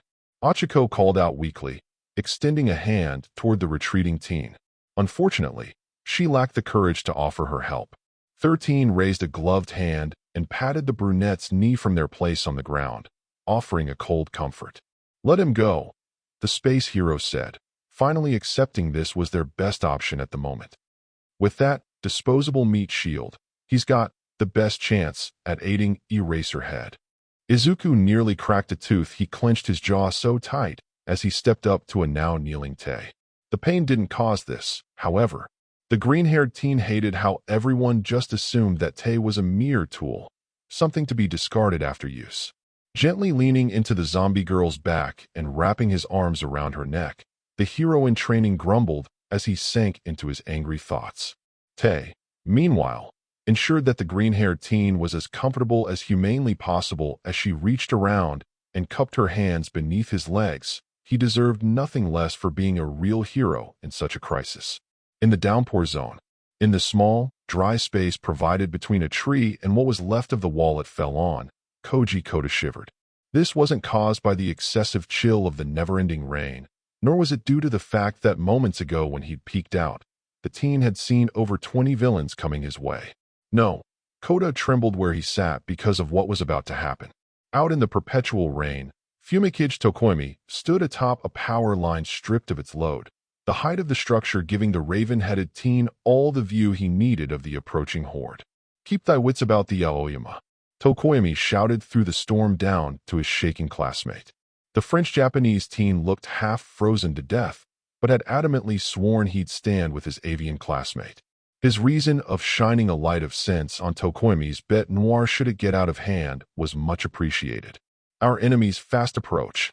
Minutes later, when the group of villains, numbering 27 total now, arrived at the faux cul-de-sac their scouts had last seen their prey run toward, they halted their march. Standing at the center of the half-circle of homes, glaring darkly back at them, was a teen with the head of a raven. "And what the fuck do you think you're doing, brat?" A pot-bellied villain bellowed out, slightly out of breath from all the chasing his crew had done. The raven-headed student only blinked in response. To the surprise of the villains, from the murky shadows of the cul-de-sac came a shining beam of light. No, a laser. Instead of striking anyone in the horde, the shining lance flew over their heads and struck a van that had parked on the curb behind them. The vehicle exploded in a shower of fire and smoke much larger than seemed normal. Before the criminals could react, another laser shot pierced the SUV that had been stationed opposite the van. This vehicle exploded as well, adding even more flames and smoke to the air. Now tense and expecting another attack any second, the villains looked from the now burning blockade back to the raven-headed teen before them. Nothing about the student had changed, except the unquenchable fires now behind them had cast an enormous shadow behind the boy. A shadow with eyes. Tokoimi raised his arms up, a lonely showman in the howling storm. "Welcome, villains," the raven-headed teen greeted, just as the seemingly harmless shadow behind him literally picked itself off the ground and towered over the horde. To our dark shadow, emboldened by the unnatural gloominess of the downpour zone, and now the heavy shadows caused by the sputtering flames of the vehicle fires, had grown to a massive size. The quirk entity grinned, a glowing crack in its shadowy form so wicked in appearance a few of the villains actually flinched back in raw terror. Tokoimi, feeling he and his partner had set the mood enough, spread his hands wide. Revelry in the dark. Meanwhile, in the landslide zone, the group of happenstance consisting of Momo, Jiro, Lily, and unfortunately Mineta were recovering from their slight disorientation on muddy, crumbly terrain. The four appeared to be unhurt, and as much as they thanked the heavens for such a boon, as well as ending up together, the 3 teens plus zombie cursed their luck upon realizing that at least 24 or more villains had surrounded them. "Don't worry, Lily-chan," Momo soothed before declaring with as much conviction as she could muster. Your big sis will protect you. The mature teen hastily created a metal pipe and handed it to Jiro before producing a bow staff for herself. The punk rock girl moved so that she was almost back-to-back with the creation user, squeezing Lily behind them. The zombie child was understandably terrified of the situation and huddled near the two girls frightfully. "Oh, big bad big sis looks so responsible." One of the villains jeered, taking his time to scan the barely covered, not to mention well-developed, body of the meat before him. "What do you say, boys? Think we can come up with a deal so this one can protect her dear little sister?" Between the wolf whistles, laughs, and openly disgusting leering, Jiro had never been more gratefully that her body hadn't hit the puberty jackpot. At the same time, the punk rock girl knew that dubious benefit only went so far, and had to fight the nauseous feeling that came at the very thought of what would happen next if the two of them proved unable to prevail in the coming battle. "And maybe YUSH should," stuttered Minetta, the midget inching closer to Jiro's leg. "Hell, let them play with you." Wham! Predicting what the little pervert was about to suggest, Jiro wasted no time in knocking him out with a strike to the head. Honestly, the punk rock girl wondered why Momo even went through the trouble of removing the solidified foam from the midget's mouth. It had proved to be quite a waste of nail cleaner. "It's do or die, Yamamoto," Jiro said, sliding into a battle stance. She gave a quick glance back to make sure Lily was still with them before deciding to sandwich the zombie girl between herself and the more developed girl for more protection. "I got your back." Lily watched with fear as the circle of villains tightened around her group. The criminals all looked so intimidating, so evil. The littlest zombie wished her new big brother was here, but didn't blame him for her current situation. There was no way anyone could have predicted this. She knew he'd come for them, though. She'd seen him trying to reach her before they'd been separated by the Misty Man. "What am I supposed to do?" Lily wailed in her mind, trying her hardest to come up with a way she could help. If she hadn't already been deathly pale, she knew her knuckles would be white with how tightly she was clutching the object in her tiny hands. Oni-chan said I was meant to be support.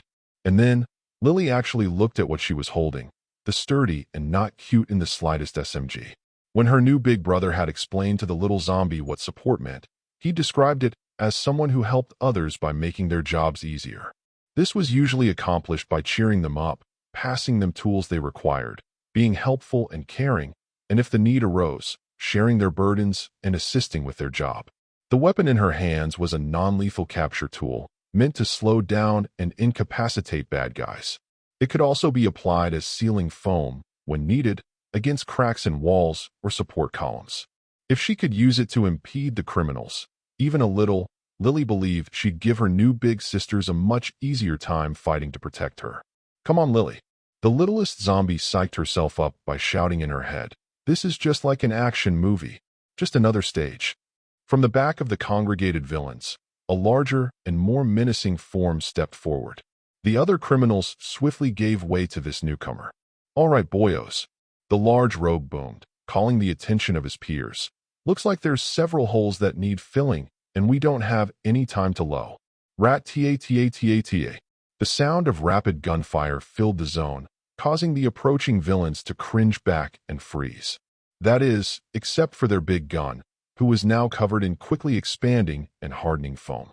In seconds, he fell to the ground, unable to move or escape. The FUCK was the wham. The uncouth villain's next words were lost to the voluptuous girl who swung her bow staff full force into his head. Next to drop was the criminal beside him, who dropped like a sack of potatoes to an around-the-back spin of the staff to his groin. The well-developed teen stood over her quarry with a fierce glare directed at the remaining criminals, the fire in her eyes a telling sign as to how difficult they would find it to bring her down. "Women we may be," Momo stated, spinning her bow staff a few times, "but we are not defenseless flowers to be plucked." Lily held her weapon at the ready, gladly utilizing the fact that her undead body would not tremble in fear. She took a step to the side, no longer under the cover of Jiro's shadow. "Lily is a hero now, too," the zombie girl shouted, taking aim at a random villain. "Lily can fight." Jiro smirked at the displays of courage her fellow ladies were giving. She couldn't let a call to battle like those go unanswered. The punk rock girl tightened her grip on her pipe, ready to defend her friends against the filth that dared stand against them. Although she kind of wished Tokoyami and Midoriya were with them, the two dark boys would have easily scared the ever-loving shit out of the trash they were fighting. Meanwhile, at the plaza, still pushing full throttle, Aizawa felt as if he'd been knocking out villains for hours. The veritable carpet of dozens of unconscious bodies littering the ground paid credence to this thought, but the pro-hero knew it was just in his head. The fighting wasn't even what was stressing him out the most, to be honest, nor was it his depleting stamina or the ever-worsening itch in his sore eyes. No, what worried the gruff teacher the most was that he'd lost sight of the one invader that had concerned him most. He'd only taken his gaze off the fountain for an instant, but it had been enough for the mist villain to disappear. In his gut, the pro-hero knew his students were now in trouble, and he couldn't do shit to help them at the moment. Damn it, Aizawa cursed under his breath, unable to spare even a second to check on his kids. Why are these idiots so damn persistent? Movement by the fountain caught the embattled pro-hero's attention, and he turned his head. From a hastily closing tear in reality, the mist villain had reappeared, looking severely injured and short of breath. Aizawa immediately cursed again, a young woman with skin covered in reptilian scales like a snake's taking her shot to get by him. The gruff teacher threw a roundhouse kick at the villainess, but the woman contorted her body around his leg like it was second nature and kept her momentum going. She was almost to the stairs. Boom. It was an incredibly loud and bright flash that erupted in the woman's face, not only stopping her dead in her tracks, but also sending her flailing backwards. When she landed, the villainess appeared to already be unconscious, though the wretched look on her face screamed pain. The villains that had remained standing so far froze, gazing with no small amount of fear at the two new arrivals now standing at the bottom of the stairs. One, a green-haired runt riding on the back of an extremely pale girl, held a brutal-looking shotgun in one hand. Midoriya, Aizawa addressed his problem child, using the momentary respite only the natural fear of a shotgun could produce to his advantage. What's happening? Sit rep. Tei gently bent down, unloading Izuku by the stairs, before taking up a defensive stance between him and the villains. As Aizawa looked over his student for injuries, his bloodshot eyes landed on the pulsating mound of flesh that was growing from where the green-haired teen once had a right foot. The pro-hero immediately knew there was no good news awaiting him. Situation went to shit, sir, Izuku reported flatly, pumping a new round into his shotgun's chamber. The maneuver successfully caused the villains to flinch back again, gaining them a few more precious seconds. The mist villain took us by surprise. Mashireo Ojuro and Ijiro Kirishima attempted to intercept, but his warp quirk scattered them and most of the rest of my classmates across the facility regardless. I failed my mission. We failed, Midoriya, Aizawa corrected, quick to shoulder the blame. It was unfair to allow the teen to believe he was solely responsible. I was distracted for a second, but that was enough for the villain to manage to reach you. The tired pro-hero quietly wondered to himself when getting distracted would stop, resulting in those close to him getting hurt. A memory of blood-soaked sea foam hair flashing before his mind's eye. Aizawa pushed the ever-present guilt down, retaking his battle stance. The pro-hero absently noted that the zombie girl was now by his side, growling menacingly at the villains. The way the undead wielded her crowbar spoke of broken bones for whoever ended up in her sights. Space Hero 13 was also injured in the skirmish, but their life's not in immediate danger. Izuku continued his report while taking aim at a villain who'd twitched. I had Achiko Uraraka tend their wounds and stand guard up there while I came down here to provide any assistance I could. We have a better chance of surviving until backup arrives this way. Boom. The villain didn't twitch again. Back up, the gruff teacher asked, marveling at the effectiveness of the non-lethal ammunition. As his homeroom teacher, he'd been given access and inclination to read all of the specs for Izuku's weapons, but still, the pro-hero was extremely glad he'd allowed the green-haired teen to bring his inventions to the rescue trial. Tenya Ida managed to escape the building with support from Tei. Izuku's speech pattern finally caught Aizawa's attention.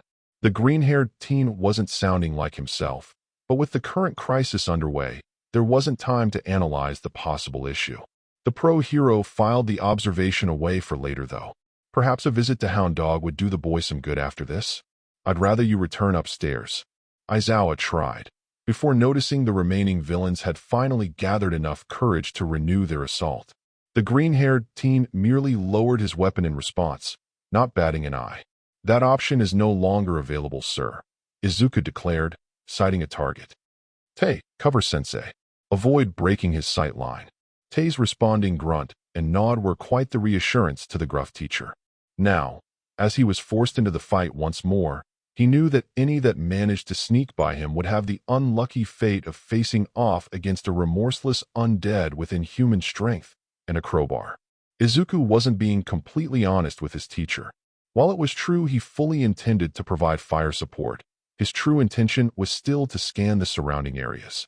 No doubt he wasn't the only one who'd noticed the spectacle caused by the surging electricity coming from the flood zone.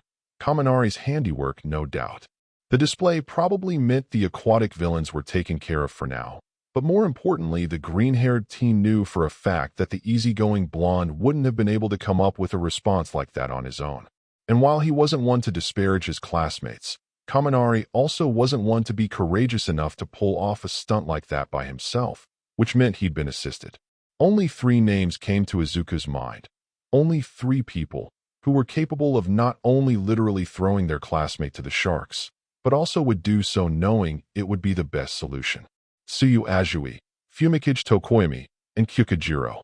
Keeping an eye on the flood zone, the green-haired teen expected to see any one of these 3 appearing any minute, poking their heads up from the faux shoreline. If it turned out to be Jiro or Tokoyami, he'd team up with them to find Tsu and Lily. And if by some miracle it was Tsu he saw, Tsu-chan, the name almost sang through Izuku's mind, his heart flipping in his chest.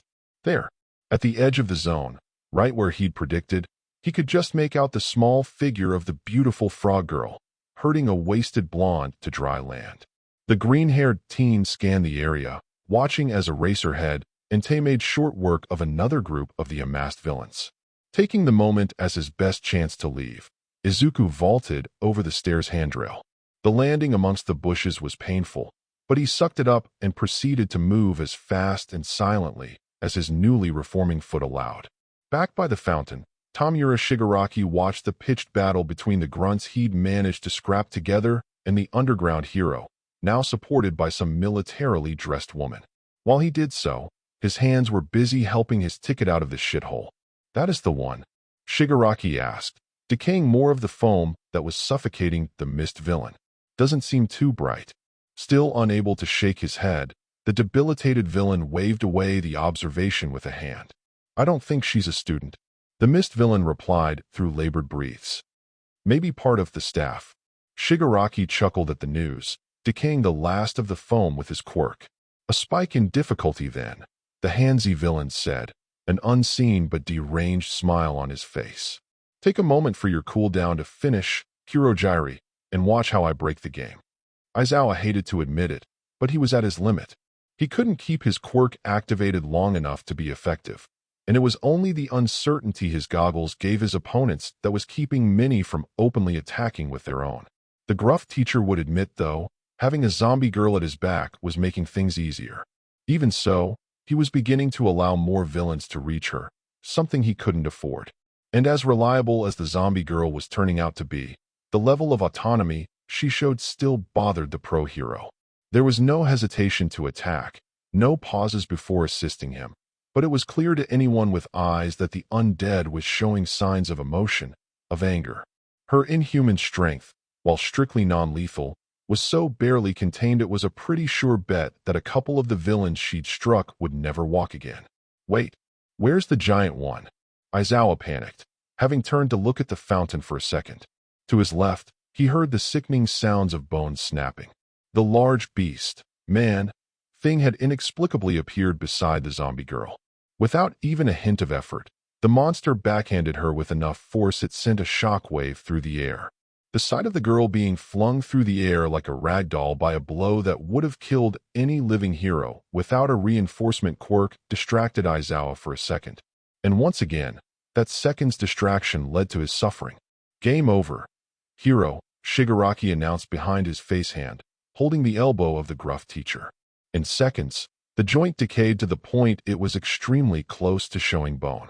Aizawa grunted at the pain, barely containing a full-blown scream of agony. Cocking his free arm back for an unavoidable counterattack, the gruff teacher found he couldn't move it. Bewildered, the pro-hero looked back. The monster had appeared behind him and enveloped his arm in its beastly grip. With an effortless twist, Eraserhead's good arm was shattered, leaving him at the mercy of the villains. On the shore of the flood zone, Tsuyu watched appalled as her homeroom teacher was mauled by the terrifying man-beast.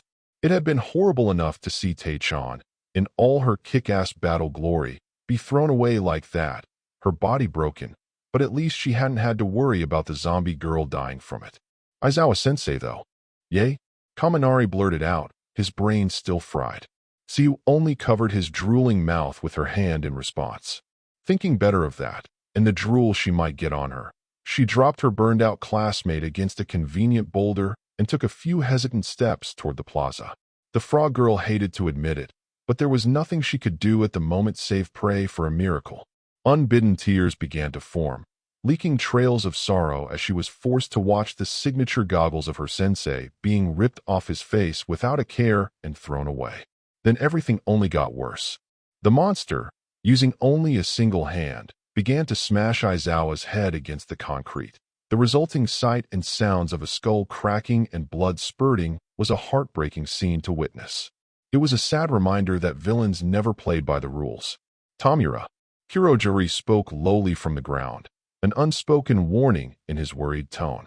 The mist villain still hadn't managed to gather the strength to join the fight. At least he could breathe easier now. The handsy villain only scoffed from where he stood, rather enjoying the sight of the underground hero being reduced to fleshy mulch. I know, the brat escaped. The cavalry's probably on its way as we speak, Shigaraki eventually answered, still watching the man-beast maul the pro-hero. If you weren't our way out, I'd kill you for that, by the way. Tsuyu barely managed it, but she'd heard the short exchange between the villains. For a moment, the frog girl believed that was it. Maybe they'd leave without inflicting more pain, without taking any lives. It seems we weren't enough of a lure for All Might after all. Shigaraki continued, disappointment clear from his tone. Then, much to Tsuyu's horror, the villain turned to stare directly at her. But let's leave a couple dead kids as a gift anyway. The overwhelming nature of the malevolence held in the lanky villain's gaze was something Tsu had never experienced before. It caused her body to freeze in dread and her heart to catch in her throat. In that instant, the frog girl knew how she was going to die. She'd seen what happened to her sensei when the villain had grabbed his arm. Shigaraki leapt at his newest victim, wide-open hand aimed at touching the short girl's face. He was feeling so euphoric at the idea of how All Might would react to seeing his students' dead bodies. His hidden maniacal grin nearly caused his dry lips to bleed. Aizuku. Tsuyu's watched as her life flashed before her eyes. Years of love and adversity that had made her who she was passing by in a blink. Then, her vision settled on a new scene, not a memory, but an unbidden wish. It was an elopement. An older version of her stood in a rather plain office with two shadowy witnesses behind her as a grown and dreamy-looking cinnamon roll signed his half of the marriage papers with a red seal bearing his name. They were both smiling such warm smiles of love. No. Izuku's scream reverberated through the area as he shoved Tsu down out of harm's way, taking her place as Shigaraki's hand landed exactly where he'd aimed it, just on an unexpected target. The frog girl could only watch with ice in her veins as the villain took a firm grasp of her savior's face, and, even behind the dismembered hand covering him, Shigaraki's poorly hidden surprise was clear to see. There was no dust, no decay. Taking a chance, the white-haired psychopath took a quick glance at Eraserhead to see if the underground hero had pulled off one last surprise, but the pro-hero was still being held down face-first by his bestial assailant. There was no interference from that quirk going on. Instead, there was only an awkward moment of silence as the murderous villain stared dumbfounded at the first person he'd ever encountered that hadn't disintegrated at his touch. Surprise. Izuku hissed out as he pumped around into his weapons chamber, causing the unlucky son of Abich manhandling his face to glance down at the shotgun, now pointed at his own. Motherfucker. Boom. Shigaraki was blasted at point-blank range. The flare of the miniature explosion nearly blinded him. The thunderous bellow nearly deafened him, and the sheer force that launched him backwards into the air rattled his brain so hard he wasn't able to tell up from down. Landing a handful of seconds later, the villain just barely managed to hang on to consciousness. Instantaneously, the man-beast crushing Aizawa released its grip on his head, appearing between the downed Shigaraki and the heroes in training. Its dead-eyed gaze stared straight ahead while it performed its second-to-primary mission. For a split second, looking up at him as he stood guard over her, you could have sworn Izuku shone with a glowing halo around his curly-haired head. Once again he'd come to her rescue like a gallant hero, this time blasting away the villain that had intended to end her life. Even the large weapon her savior wielded complemented his current level of badassery perfectly, and then he stumbled, struggling to remain standing even when he used the shotgun as a crutch. Izuku had never moved so quickly in her life as when she raced to Izuku's side, keeping him standing. Something immediately worried the frog girl, something that she shouldn't be able to feel just by having her arms wrapped around him in support. "You're burning with fever." The shout, while well-intended, pushed the injured Shigaraki over the edge. He was in agony, and those damn kids were worried over a little high temperature? He'd give them something to cry about. "Inomo," Shigaraki wheezed from where he lay, the world still spinning. "Kill those damn kids." The Nomu's head snapped toward the only two kids it could see, and an instant later it was upon them. Everything seemed lost for the heroes in training. Crash. Then the gates of the USJ facility exploded inward. From the resulting dust cloud stepped the heroic form of All Might. "I am here." The symbol of peace had arrived, but there was no perpetual smile to be seen on his face. Instead, there was only a bone-chilling scowl of rage. A sinister counterattack. All Might was seeing red. Throughout his storied career as the symbol of peace, and even before as he climbed the ladder to such a lofty position, he'd faced every kind of villain imaginable. He'd taken down white-collar types that preferred to act through clean and quick operations. He'd set straight, misguided youths who'd never been shown their power came with responsibility. He'd squared off against the dirtiest filth imaginable that only wanted to see the world burn. But at that very moment, he was facing the type of villain he considered his personal worst, one that specifically aimed for those under his care. "How dare you?" All Might growled, his electrifying blue eyes quickly catching sight of an injured 13 being aided by a fearful Uraraka, but none of his other students. Stepping forward, the mighty pro-hero almost snarled when he recognized the bloodied form of Aizawa at the bottom of the stairs. Ochiko had never had to try so hard to keep from crying. The #1 hero had finally arrived, and the brunette kept repeating that fact to herself to stave off the tears. Everything would be all right now. It had to be. Down in the plaza, you couldn't care less that All Might had arrived, though it did register with her. The only thing occupying the frog girl's mind at that moment was the fact that her cinnamon roll was currently fighting to remain conscious, and he was burning up. "So, the final boss has finally appeared," Shigaraki said as he tried to stand. His legs still felt weak, and it felt like his brain was throbbing. "We can't very well run away now without giving it a shot, can we?" The moment he managed to stand up straight without wobbling, the handsy villain was immediately thrown back to the ground, this time by the shockwave caused by a massive blur moving at such inhuman speeds, even his face hand lost its grip and flew off his face. Scrambling to his knees, Shigaraki saw that even Nomu had been thrown off balance as the blur passed by in less than a heartbeat's time. "Yay!" The still derped Kaminari asked from his place by the bottom of the stairs, now sitting next to Q and Izuku, the two having been deposited at the short-circuited blonde's side by the blur.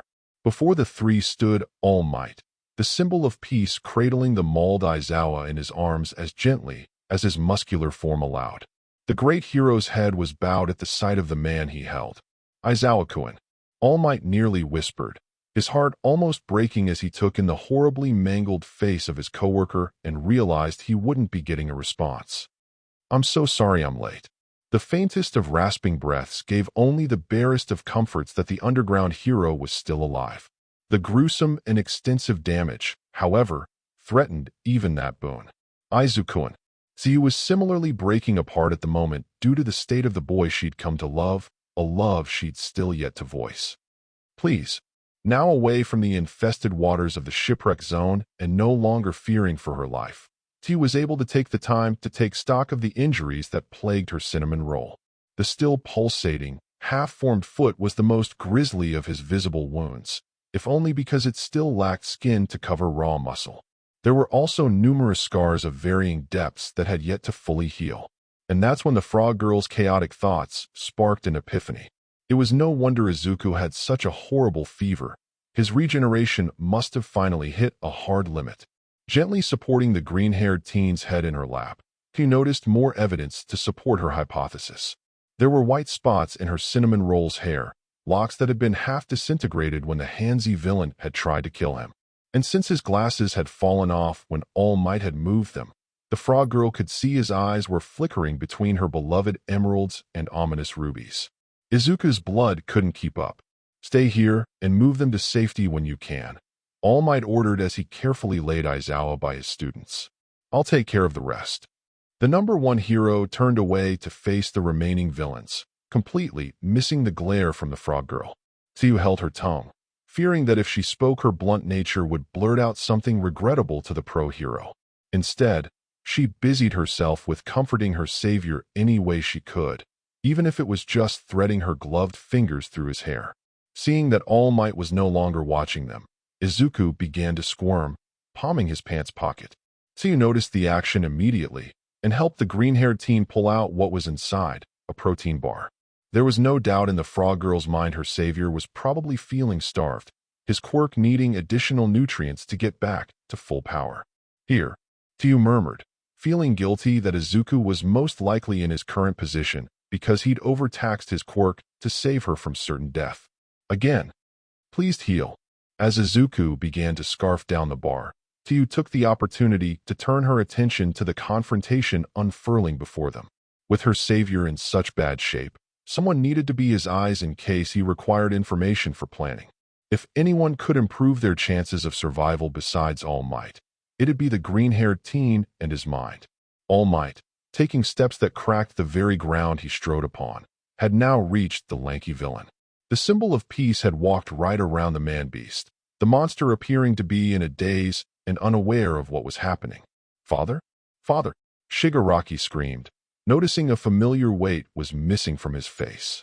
Collapsing to the ground, he crawled with one arm toward the dismembered appendage, the other covering his unmasked appearance. Upon reaching the hand, Shigaraki tenderly picked it up. The action caused All Might to pause, the unexpected emotion throwing the pro-hero off. Father, I'm so sorry, Shigaraki muttered, dusting off the severed limb. Satisfied he'd done what he could, he placed the hand back over his face. The lanky villain then turned to the symbol of peace, a truly psychotic look in his one, visible red eye. Such willful violence, as should be expected from a government agent, Shigaraki proclaimed, standing through the pain racking his body. It's no wonder that brat felt the need to blast my face with a shotgun. All Might kept his face passive, but internally he was appalled by the idea one of his students was using firearms. At least he knew that if Aizawa had allowed their use, they must have been modified to be non-lethal. Deciding to file that information away for later, the number one hero turned his attention back to the job at hand, saving everyone. Is that what UA's teaching kids nowadays? The lanky villain continued on, barely withholding his glee at being able to stab the symbol of peace's pride. Violence of any kind is acceptable as long as it's against villains? Sounds to me like the system's corrupt and needs a reboot. You speak as if you're a white collar, like your actions are justifiable and deserve no retaliation. All Might rebutted, knowing full well the kind of person he was dealing with, the pain and suffering he'd already caused. But the truth is you don't believe a word of it. You're nothing more than a deranged psychopath who's thoroughly enjoying all of this madness. Shigaraki laughed. He couldn't help it. So his psychological play hadn't worked out. He couldn't care less. He still had a job to do and a game to break.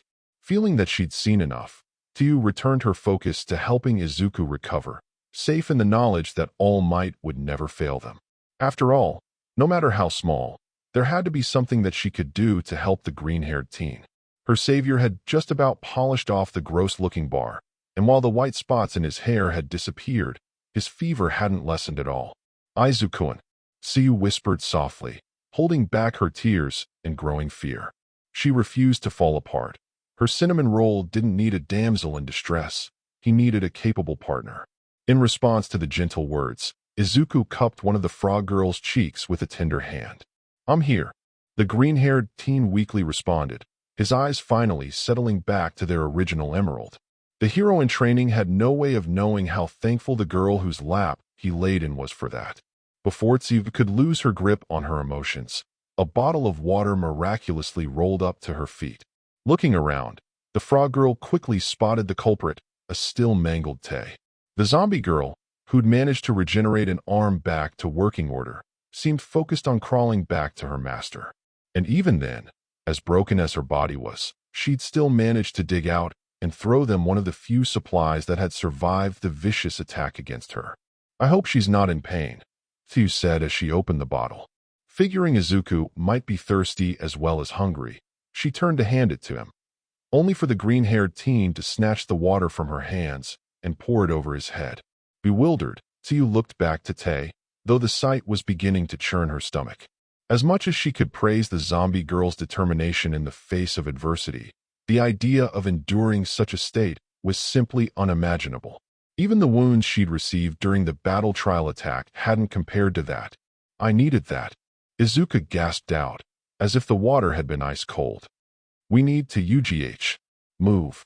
The green-haired teen's grunt came on the heels of his foot resuming its regeneration, a sure sign the second protein bar had already begun to kick in. Thieu, taking her savior's hand in support, truly didn't feel like moving was the best idea for the injured cinnamon roll. However, she also knew that staying so close to a battlefield carried even worse odds for further injury. With a firm nod, the frog girl prepared herself to help carry the green-haired teen, and somehow their mauled teacher, to the stairs. That was, until Izuku grabbed her arm. "Not that way," the hero in training grit out, turning to face the landslide zone. "That way. Lily-chan is that way." "Lily-chan," Siyu cried, understandably worried. The adorable zombie girl was probably scared out of her mind at the horrible situation she found herself in, undead condition notwithstanding. A sharp, rattling intake of breath broke both teens from their concerned thoughts. "Miria," came the unexpected voice of their beaten teacher. "Heal me." Aghast, the green duo stared wide-eyed at each other, each unsure of what they'd just heard. Surely Aizawa hadn't said, "Sensei?" Tsiu asked on behalf of a shaken Izuku, knowing this might overtax his quirk again. "You said, all ghd doao." Aizawa's words were slurred and spoken through a mouth full of blood, making them even harder to understand for the frog girl. Then Izuku shook himself from his stupor and filled in the blanks. "All Might doesn't know?" The green-haired teen probed, now looking much better. His flushed cheeks still spoke of an unbroken fever, though. Siyu stood in awe, amazed that her savior had been able to understand such garbled language so easily. "Nti, my." As Aizawa's power of speech slipped away, Izuku's eyes widened at his teacher's warning. It was just like one of the scenarios he'd thought up. One of the invading villains had a quirk that specifically countered All Might. But that couldn't be the whole plan, though. Otherwise, why attack the USJ? Why not at any other time? There had to be something else, perhaps a combination of quirks from numerous villains? "I understand, Sensei." Izuku acquiesced in the face of such a threat. The green-haired teen took out his trademark penknife, only for the blade to slip from his weakened hands. Izuku almost missed the blunder, his mind already reimagining the scenario in his head. The man-beast, with its massive strength, would most likely be used to hold All Might locked in place for a short period of time. That was all that would be needed for the handsy villain to capitalize on the opportunity and aim for disintegrating the #1 hero, or parts of him. Even just taking out All Might's eyes would render him crippled, the same for losing an arm or leg. Any such wound would surely cause the pro-hero's downfall. That meant there was no time to waste. To help All Might, Aizawa needed to rise again. "Izuku-kun no," you said forcefully, nearly shouting as she reached for the tiny knife. Her savior couldn't lose any more blood. Izuku intercepted the grasping hand with a gentle yet firm hold. Looking up, the frog girl locked eyes with the green-haired teen. "Suchan," Izuku said, voice solemn. I need you to draw my blood. It's the only way to save Carolina. Smash. The resonant battle cry of one of All Might's signature moves caught both teens' attention. Before the eyes of every conscious witness, All Might shot toward the lanky villain, arms crossed in an X shape. But the instant before the attack landed, the man-beast appeared between the pro-hero and his target, tanking the entire blow. The mightiest hero's attack was rendered completely ineffective. What the? All Might's shock at his strength failing so spectacularly was cut short as he was forced to bend backwards to avoid a grapple from the monstrous villain. Using his momentum, the number one hero backflipped to gain some distance between himself and this unexpected factor. Siyu turned back to her savior, her heart breaking. The thought of him hurting was untenable, but seeing the symbol of peace struggle against the man-beast confirmed there was no real alternative. Swallowing her reluctance down, the frog girl helped Izuku over to their severely injured teacher. Picking up the penknife, Hugh raised the blade to cut into the wrist of her beloved cinnamon roll. Meanwhile, in the landslide zone, Lily took a moment, in between shooting up villains, to watch as Momo and Jiro laid into their foes with head or groin strikes. Her big sisters were devastating with their staff and pipe, and already over a dozen criminals were either unconscious from head trauma or crumpled in pain holding their smashed privates. Quite a few had fallen victim to her surprising skill with the SMG, resulting in a half-dozen winding up as cocoons of foam. That left just a half-dozen evildoers to deal with before they won. We can do this. Oni-chan is going to be so proud of Lily. Lily thought excitedly as she took aim at another villain. The littlest zombie always took care to aim for the most dangerous-looking ones, or any that got close to or behind her big sisters. Unfortunately, click, click, click, Lily almost dropped her tool in horror. Of course it would run out of ammo. It had only been meant as a prototype test model. Actual, full combat was far beyond the thing's capabilities. The villain Lily had been aiming for took notice that his aggressor was in a predicament and took the chance to bull rush her. Panicking, the little zombie girl pulled a desperate move. She threw the SMG at the charging villain, full force. Wham! The criminal dropped like a rock, unable to even cry out in pain. Lily had completely forgotten the fact that her muscles could now generate truly brutal levels of strength, definitely more than when she'd been alive. Nice aim, Lily-chan. Jiro cheered as she beamed yet another villain, leaving only 4 to be taken down. Retreat, Lily-chan. Momo shouted immediately after, taking down another criminal and dropping the countdown to 3. Let your big sisters protect you now. Lily was only too happy to agree, nodding and backing away from the remaining attackers. She had faith in the skills of her new big sisters. Then she felt it, something was tugging at her. Oni-chan, Lily murmured, turning to look toward the plaza. She could feel it, the source of her unlife. He was suffering, fighting. Oni-chan needs me. The littlest zombie stepped in the direction of the plaza, only for an unseen force to yank her up by the hair hard enough for her feet to leave the ground. Okay, that's enough, bitches. The empty air behind Lily shifted as Momo and Jiro froze, the vague impression of a woman discernible from the refracted light. The spotty invisibility flickered once more before ending, revealing it was indeed a female villain that had snatched the little zombie girl by her hair. The criminal had long and thick tendril-like hair that fell limply around her, and although it was now black in color, the two heroines in training had seen the mane as it shimmered into sight as their foe's quirk lost power. Drop your weapons, or the pipsqueak here won't live to even dream of puberty. The villainess threatened, wrenching Lily closer to her rough figure. Lily-chan, Momo screamed. The sheer anguish the mature girl felt for allowing some filthy villain to touch her adorable little sister was plain to see on her horror-stricken face. The villainess scared as she wagged a finger at the teens before her. Using that same finger and the sharpened nail that tipped it, she dragged it down her captive's face in a macabre imitation of a soothing gesture. Didn't you hear me? The villainess taunted, tortuously moving her talon-like fingernail closer to her captive's mouth. Drop your weapons and let the boys here play with you. Or you can stand there as I show this little runt how to have a good time. Momo trembled, unprepared for the severity of her first hostage situation. Her usually brilliant mind refused to think straight, and no strategies to get out of their current situation came to her. Reluctantly, and not a little fearful, The mature girl loosened her grip on her bow staff. If it was to save her little sister. You fucking moron. Let go of her now. Jiro's sudden shout knocked Momo from her defeatist thoughts. Although, it wasn't because of the words said. No, what struck Momo was the strange urgency that colored the punk rock girl's voice. Almost like a warning.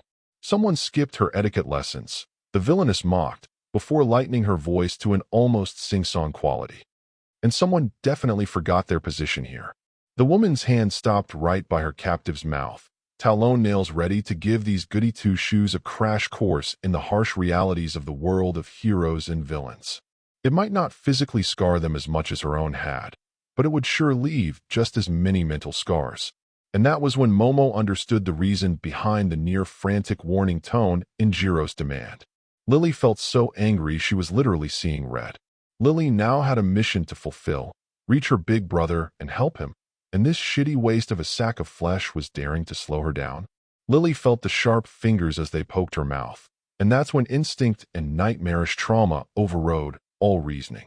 For a moment, Lily lost touch with the adorable little girl she'd been, the one that won the hearts of most of her big brother's class. For a single moment, the mask dropped, and Lily embraced what she truly was, a zombie. Chomp! Gah-ha! The scream that tore from the villainous lips was not only ear-piercing, but blood-curdling. The remaining villains, who'd moved to Titan rank while their prey was preoccupied, now paused in shock. But it was the mangled, blood-spurting hand of their compatriot that left them utterly petrified. The villainess threw the little cannibal away in a knee-jerk reaction in hopes of avoiding further injury. But the little freak only landed squarely on her feet, as if she were some kind of combat expert. Lily turned from her new position and glared at the obstacle in between her and her big brother. Coating her lips and chin was a crimson river, and to the dread of those watching, they knew it wasn't from her. In a thoughtless act of horror, the little zombie girl spat out 2 very bloody human fingers. Upon realizing the discarded extremities were hers, the villainess screamed again, her pain-filled mind panicking at the undeniable proof of her disfigurement. "Stay away from me," the frightened woman shrieked as she backpedaled. She had to get away from the thing that had been masquerading as a little girl, the thing that glared at her with such unflinching rage. "You monster!" In a frantic act of desperation, the villainess thought to activate her quirk. If she could disappear, she would have the chance to escape the cause of her suffering, or cause a little bit of suffering herself. Unfortunately for the unlucky woman, Lily decided that the best way to stop any more obstacles from standing between her and her big brother was to do something she'd been told would only ever harm her. Use her quirk. While on paper the ability sounded incredible, it was a double-edged sword. With the power to bring down emitter types instantly came the drawback of only being able to use it for a second before the internal damage to herself began to get serious. But that had been when she'd been alive, when things hurt, before her big brother made all her pain go away. So, the littlest zombie opened her mouth and screech. The high-frequency screech that erupted from Lily's small mouth was so unbelievably powerful. The ground at her feet instantly cracked from the force of the sound waves. But that wasn't all that the scream was going to do. The villainess, who'd been in the process of using her light-refracting locks to disappear, immediately became visible again as she dropped to the ground. The woman clutched at her ears, but the relentless sound drilled into her head regardless. Not even 2 seconds later, she started to convulse in agony. The other villains that still remained, all sharing the misfortune of being emitter types as well, dropped like marionettes with their strings cut. They uttered no cries, made no attempts at escape. Their forms only trembled, their mouths foaming. After 5 seconds, the screech cut off. Utterly shocked at the effect of the little zombie girl's quirk, Jiro waited until even the echoes of the attack were gone before uncovering her ears. The punk rock girl was beyond glad that years of living with a musically inclined family had trained her instincts to protect her hearing like it was second nature. It didn't hurt that earphone jack gave her audio nerves both a major boost and a minor healing factor. That was... Jiro trailed off, blinking at the reality of the 3 of them having won. So metal. 5 seconds of Lily's scream had devastated the villains, even appearing to affect some of their previously immobilized foes. But then, Jiro finally noticed all was not well. Momo had dropped to her knees, and she was shaking. Yamamo, Jiro shouted, rushing to her friend's side. Just as she sunk down to her partner's side, the mature girl began to throw up, face scrunched in pain. Are you all right? Momo made no effort to reply, nor did she act as if she'd even heard Jiro's question. It was quickly becoming apparent that whatever Lily had done, it had also affected the class president. As gently as she could, the punk rock girl helped the mature girl into the recovery position on the ground, away from her own vomit. When that was done, the only thing left she could think to do was to check on the zombie girl. Lily, Jiro called out when she saw the little girl hadn't moved from where she'd unleashed hell. The punk rock girl was slightly on guard. She'd now seen what could happen if Izuku's zombies decided to bite. How are you holding up? When Lily didn't immediately respond, Jiro feared that being separated from Izuku for so long had negatively affected the undead. Had reverting to a feral state been the result of needing her green-haired classmate to function like a normal person? Without speaking a word, Lily turned back to look in the direction of the plaza. She took a step forward and fell face first to the ground. Lily. Jiro forgot her fears of being bitten the second she saw Lily fall, running to pick up and cradle the precious little girl in her arms. What's happening? Lily is so tired, Lily answered slowly, making jerking movements. It was a terrifying moment for the punk rock girl, watching as the now dull-eyed zombie girl fought herself as it became harder and harder to move with each passing second. Lily needs Oniai-chan. Jiro followed the little zombie's pointing finger, immediately understanding that Lily needed to get to Izuku to get better. Unfortunately, she couldn't just leave Momo near passed out surrounded by villains, regardless of whether or not they'd already been downed. She'd never be able to live with herself if some pervert managed to wake up before the class president was able to stand on her own. Meanwhile, in the downpour zone. At first, everything had been going well. After Aoyama had succeeded in sniping the vehicles, the flames had caused more than enough shadow, and with his superb acting skills Tokoyami had had the villains cowering in fear. The cowards had barely been able to resist Dark Shadow's sweeping attacks, let alone even think about targeting his two classmates whose quirks were currently disadvantageous. Then, things had begun to go south. Gahahaha. The wickedly boisterous laughter of the assault group's newest leader overpowered even the relentless drumbeat of the ring. You're nothing but smoke and mirrors, boy. The large villain, who had 3 arms that were as big around as tree trunks, swung his chainsaw sword at the raven-headed teen with reckless abandon. Each swing made its way ever closer to eviscerating the student. Dark Shadow tried to run interference, but it wasn't helping as much as it should have. This worrisome development occurred through no fault of Tokoyami's own. At mid-range, the avian teen should have been considered virtually invincible. Dark Shadow was more than capable of overwhelming offense and unbreakable defense. The problem was numbers. Even with as many villains as the duo had already beaten down, there were still enough foes left that for every miscreant stopped, another would come at the raven-headed teen from another direction. Being forced to avoid a number of such attacks had deadened the fear the criminals had felt for him. That's when they'd redoubled their efforts to subdue him, some even making moves towards his classmate's position. You imbeciles. Tokoyami did his best to remain in character, throwing bluffs as best he could. Abandon your assault now, fools, or I shall be forced to. UGH. The worst-case scenario moment finally came. A villain with arms that could stretch from the elbows down had snuck in a long-range punch, catching the avian teen in the gut. As Tokoyami stumbled back, the first physical attack he'd taken in years throbbing through his body, the remaining villains began to laugh. The words the criminals threw out were nothing the raven-headed teen hadn't heard before. Delusional, half-priced magician, son of a bird fucker. But between the pain and humiliation, something snapped. True, wrathful anger surged through Tokoyami, tinged with concern for his near-defenseless classmates. Before he could make use of the red-hot emotion, Dark Shadow re-emerged from his stomach, somehow grabbing his notebook on its way out. The sentient quirk held the book up, even though it was enclosed in a plastic zip-locked bag for maximum protection. The notebook had become a precious treasure to Tokoyami, as it was a gift from his friend, and it just might hold the best solution to their problem. Want to try it? Dark Shadow's voice whispered over the pair's telepathic link, a secret the two had never shared with anyone else. The edgelord smirked in reply. Ah, Is the little chicken already down for the count? The chainsaw sword-wielding, three-armed villain jeered as he closed the distance to his prey. After an embarrassing and ridiculously drawn-out scuffle, the bird brain was down and about to be out. The villain's victorious thoughts turned to confusion when his quarry began to shake. "I tried to warn you." Tokoyami grit out, picking up his act again.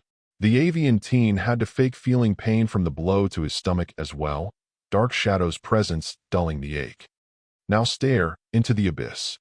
The three-armed villain cocked his head, amused that the teen was still on his melodramatic kick.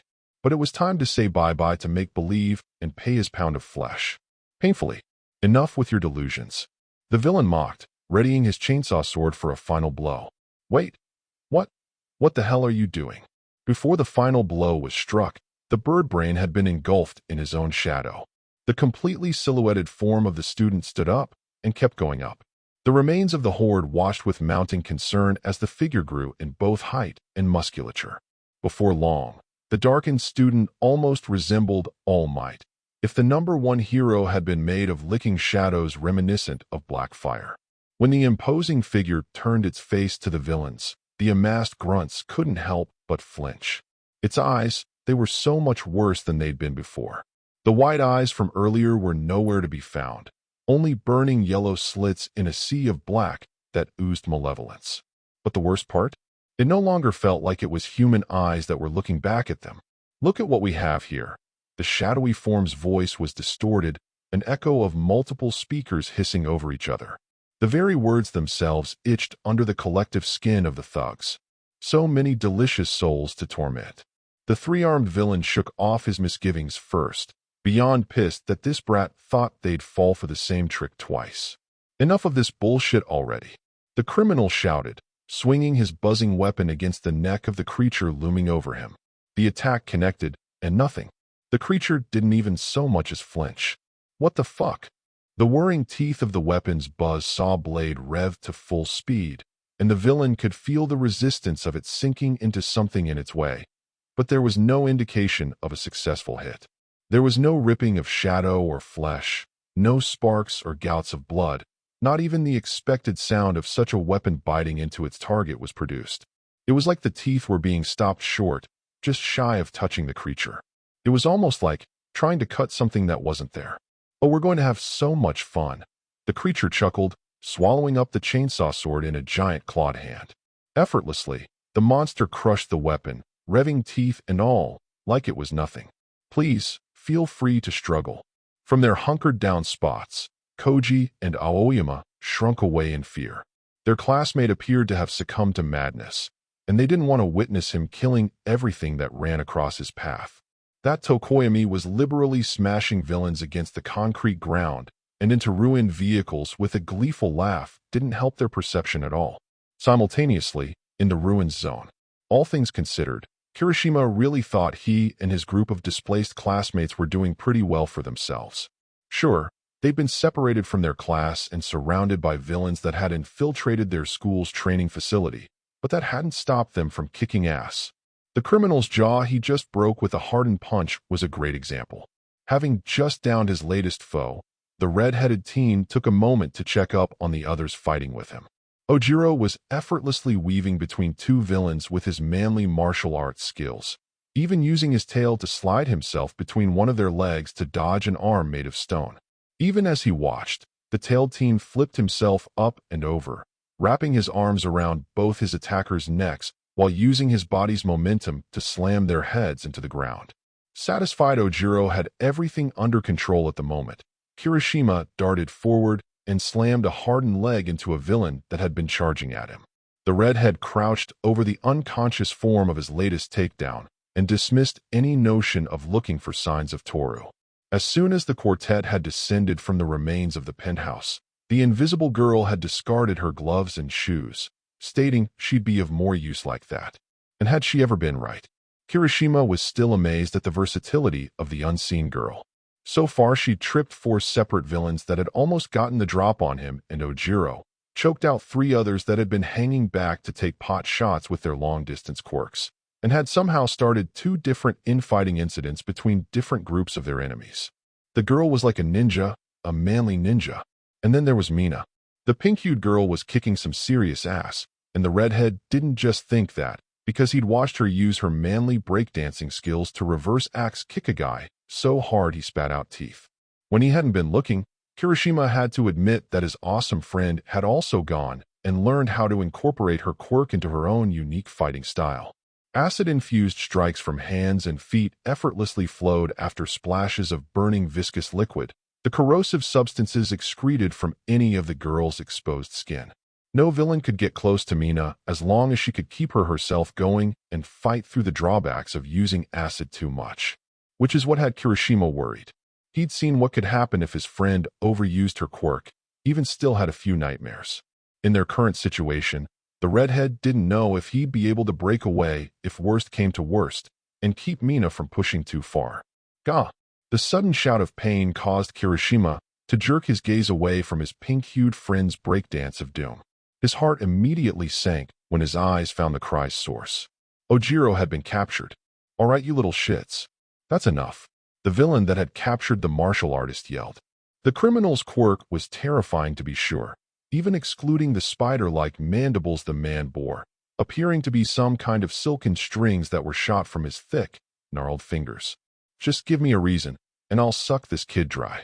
Ojiro, now bound with his arms and tail painfully tied against his sides, tried to struggle, but the threads holding him only tightened. When it became difficult to breathe, the martial artist was forced to accept he wouldn't be escaping on his own. It was a blow to the tailed teen's pride to be sure, but he hated more the fact that he'd also just endangered his classmates as well. Left with no other options, Kirishima and Mina quickly relaxed their fighting stances. Both teens knew they weren't fast enough to reach their classmate before his captor either crushed him or drained him. Instantly, the redhead and Rosette were grabbed by the few remaining villains. Roughly, 2 villains snatched Kirishima's arms and torqued them behind his back, pulling a hiss from the teen as they frog-marched him to their arachnid-like compatriot. A distance away, Mina was bodily lifted into the air before being carried over by a villain with multiple pitch-black spindly arms and a face more skeletal than anything. "Say, Komegeo-san," the ghoulish villain wheezed, sounding as half-dead as he looked. "What would you say to dinner and a show?" One of the thin, elongated limbs that had wrapped around Mina loosened, disgustingly trailing up and down her figure in a macabre parody of a sales pitch. The arachnid-faced villain, Komegeo, turned to consider his associate's offer, absent-mindedly pulling Ojiro backward by his silken bonds and grabbing the tailed teen by the back of his neck. Kirishima lunged wildly at the filth that dared threaten his pink-hued friend so blatantly, his blood boiling at the utterly petrified look that stared back at him from black and gold eyes. Unfortunately, the villains holding the redhead expected such a reaction and only hauled him back, kicking and screaming. "You drive a hard bargain, Grubuki," Komegeo drawled after an obviously fake moment of thought. A perverse grin pulled at the villain's mandibles. "But I think that sounds perfect, if you let me go and snap. Gah!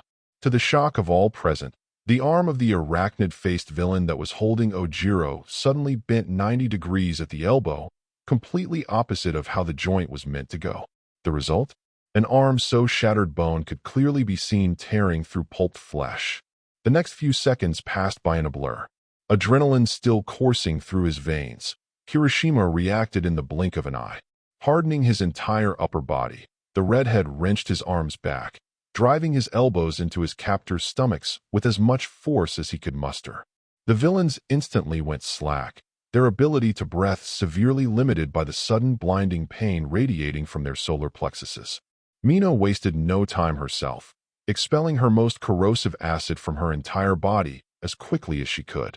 The ghoulish villain's depraved giggling, which only she'd been able to hear, rapidly transformed into howls of agony. The spindly limbs holding the rosette convulsed once before instinctively throwing the source of their torment away. The pink-hued teen clenched her eyes shut, readying for a rough collision with the ground, which never came as 2 solid arms caught her falling body in a textbook Princess Carrie. And safe. Snapping her eyes open, Mina realized she'd been picked out of the air by none other than her red-headed friend. Kirishima was now on his knees, having slid from a run to be able to make the catch. "You okay there, horn buddy?" Mina felt herself blush, The care and concern her friend was directing at her too much, and too close, to handle with the butterflies that were currently invading her stomach. Acting before she could think too much on the bewildering emotions she was feeling, the rosette pushed the redhead's distressed face away with a boop to the nose. "Thanks, Kiri," Mina said, before remembering they were still missing 2 classmates. "Wait, is Ojiro okay? And where's Toru?" "Don't worry, Mina. We're okay," came the exuberant reply of the invisible girl.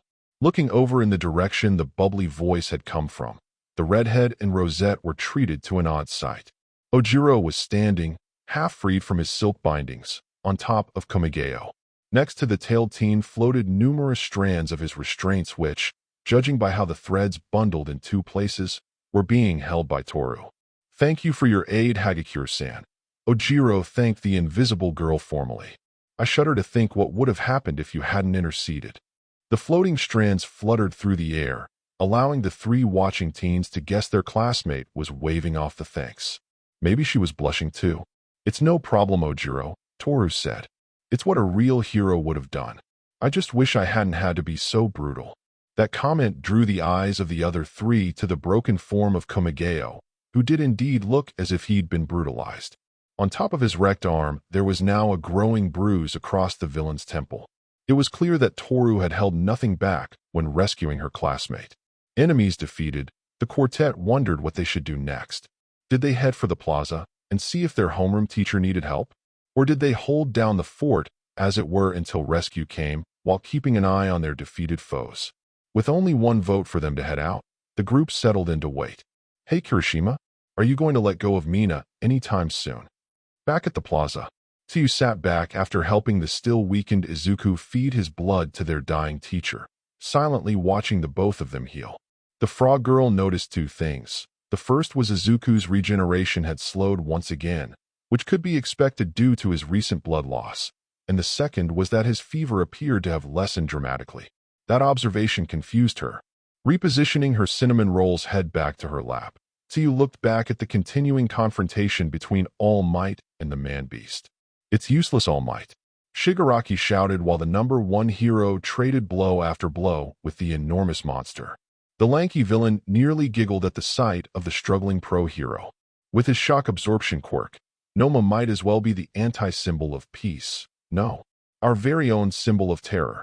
All Might paid little mind to the gloating villain, too busy dodging as many blows as possible and trying to force his strength to work properly. It was just his luck he was being shown the truth of Nizu's words like this. He really shouldn't have spent his whole 3 hours on little things better left for other heroes. Keep trying as much as you want, but you'd have better luck peeling off his skin and tearing him to bits, Shigaraki continued, smiling sadistically when he noticed All Might pause for a second.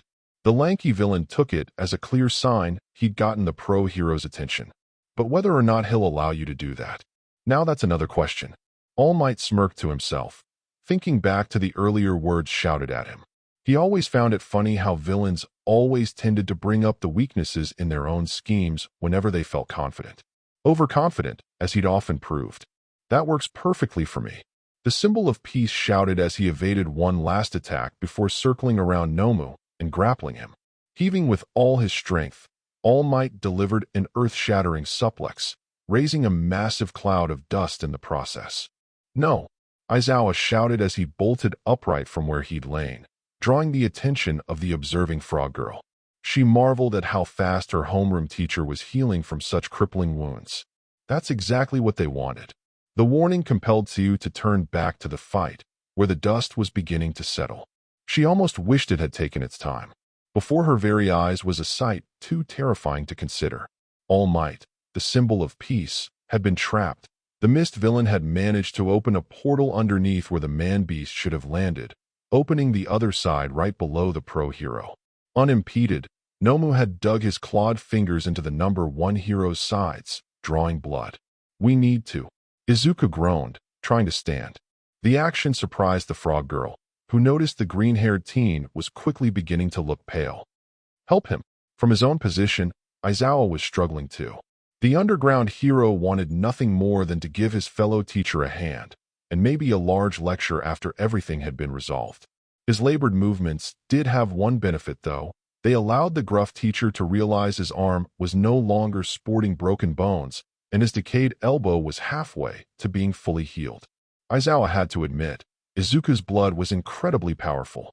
The two of you will remain here until you're fully healed. Karo.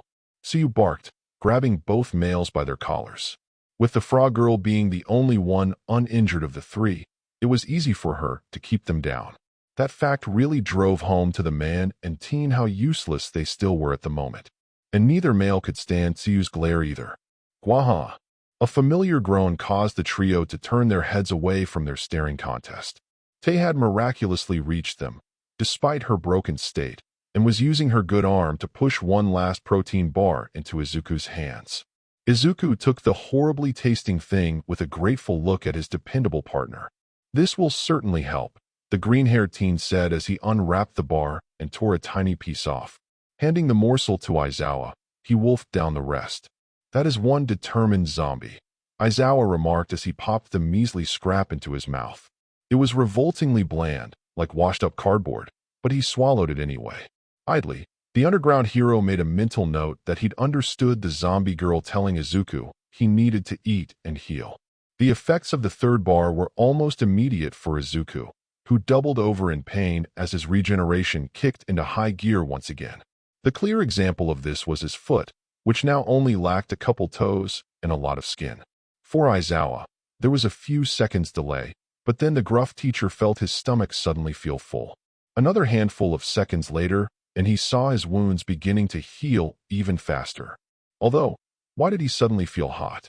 Still trapped, All Might continued his struggle against the deadly grip Nomu had dug into his old wound.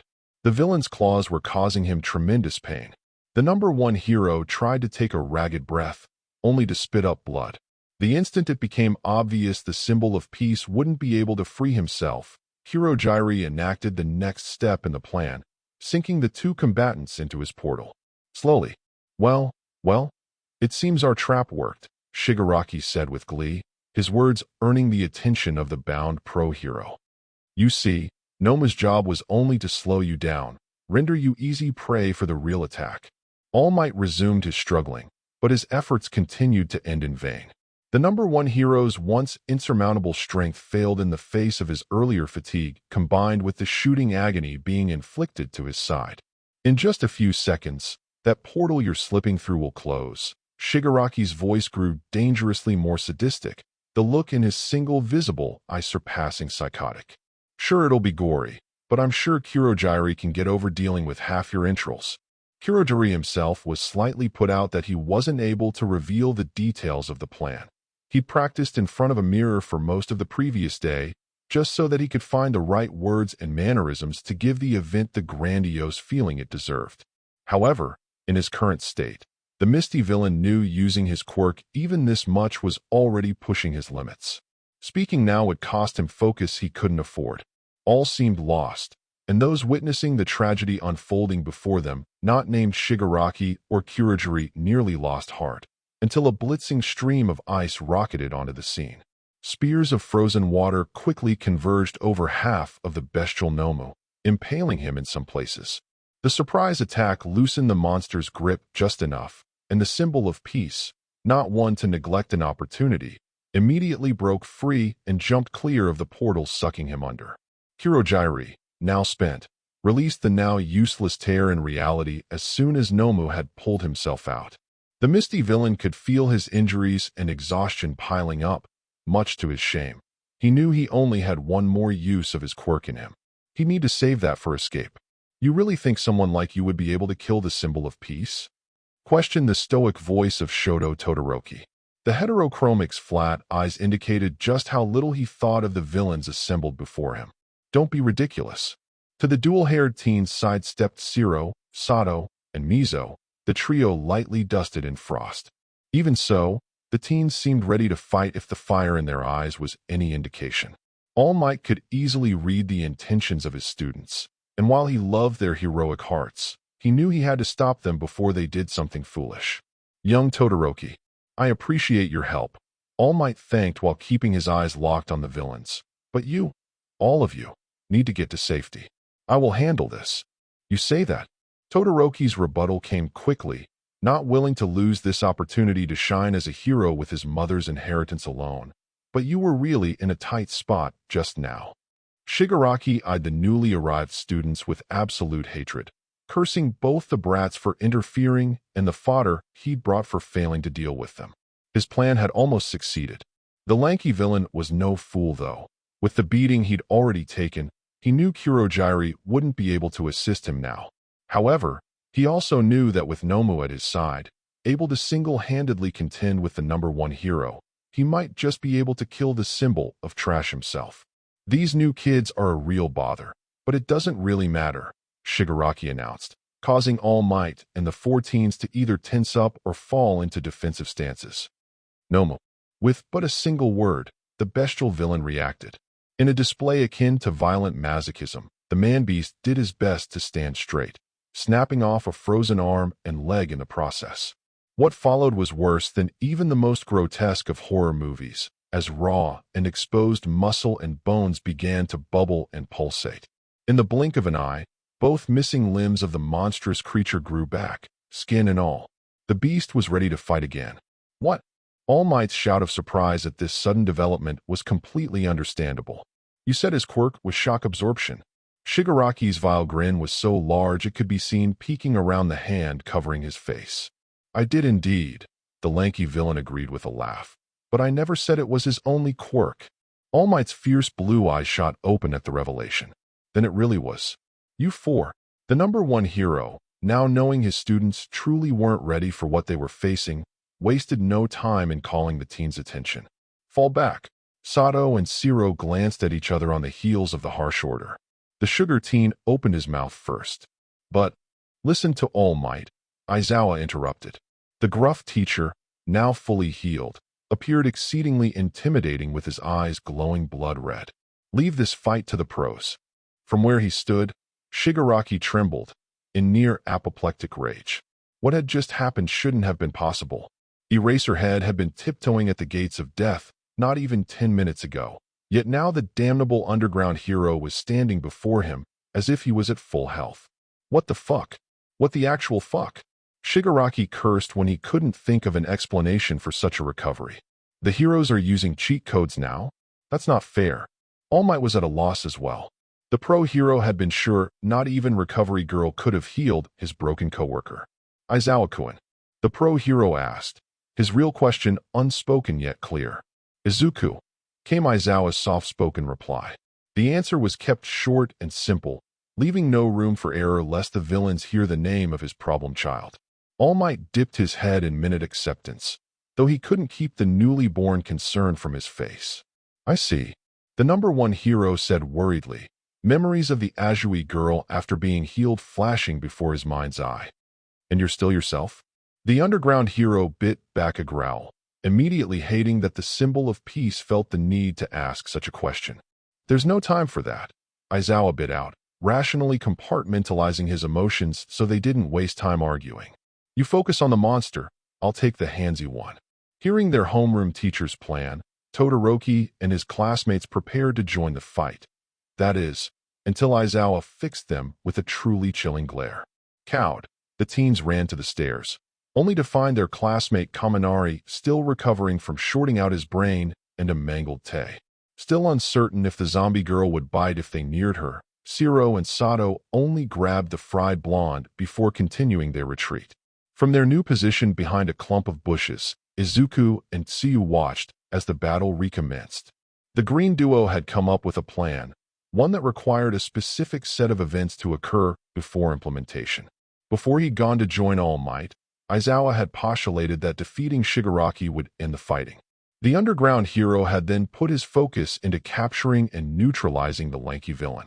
That led to the problem of dealing with the beastly Nomu, who'd so far proven only concerned with fighting All Might and protecting his master. Which is exactly what the plan counted on. If Aizawa attacking Shigaraki drew Nomu to his aid, All Might would intervene and restrain the monster. And if that happened, Izuku would take the chance to hijack the bestial villain by dousing the creature's exposed brain in his blood. It was risky, and his first offensive use of his quirk ever, but it seemed like their best shot to the green-haired teen. The hero in training also didn't want to draw attention to how winded the symbol of peace appeared. No doubt the result of whatever highly dangerous and taxing mission the pro-hero had been on. That was the reason he'd been late arriving at the USJ. How? Shigaraki shouted, engaging Eraserhead in a bout of CQC. The lanky villain learned the hard way after a quick sleight of hands resulted in only a punch to the face instead of the expected decayed shoulder that his quirk was once again being suppressed. His best advantage was gone. How is this possible? Aizawa only smirked behind his writhing capture tool scarf, his red eyes unblinking. Wouldn't you like to know? The underground hero taunted, his words chosen to inflict fear into his opponent. Making his move, the gruff teacher flicked his scarf around Shigaraki's arms before implementing a judo throw as quickly as possible. The pained groan from the lanky villain was proof enough his attacks were leaving marks. In their own clash of the titans, All Might and Nomu continued to trade blow after blow. Then the bestial villain heard Shigaraki groan in pain. The creature attempted to disengage the symbol of peace to assist the lanky villain, but was immediately placed in a full Nelson by the #1 hero.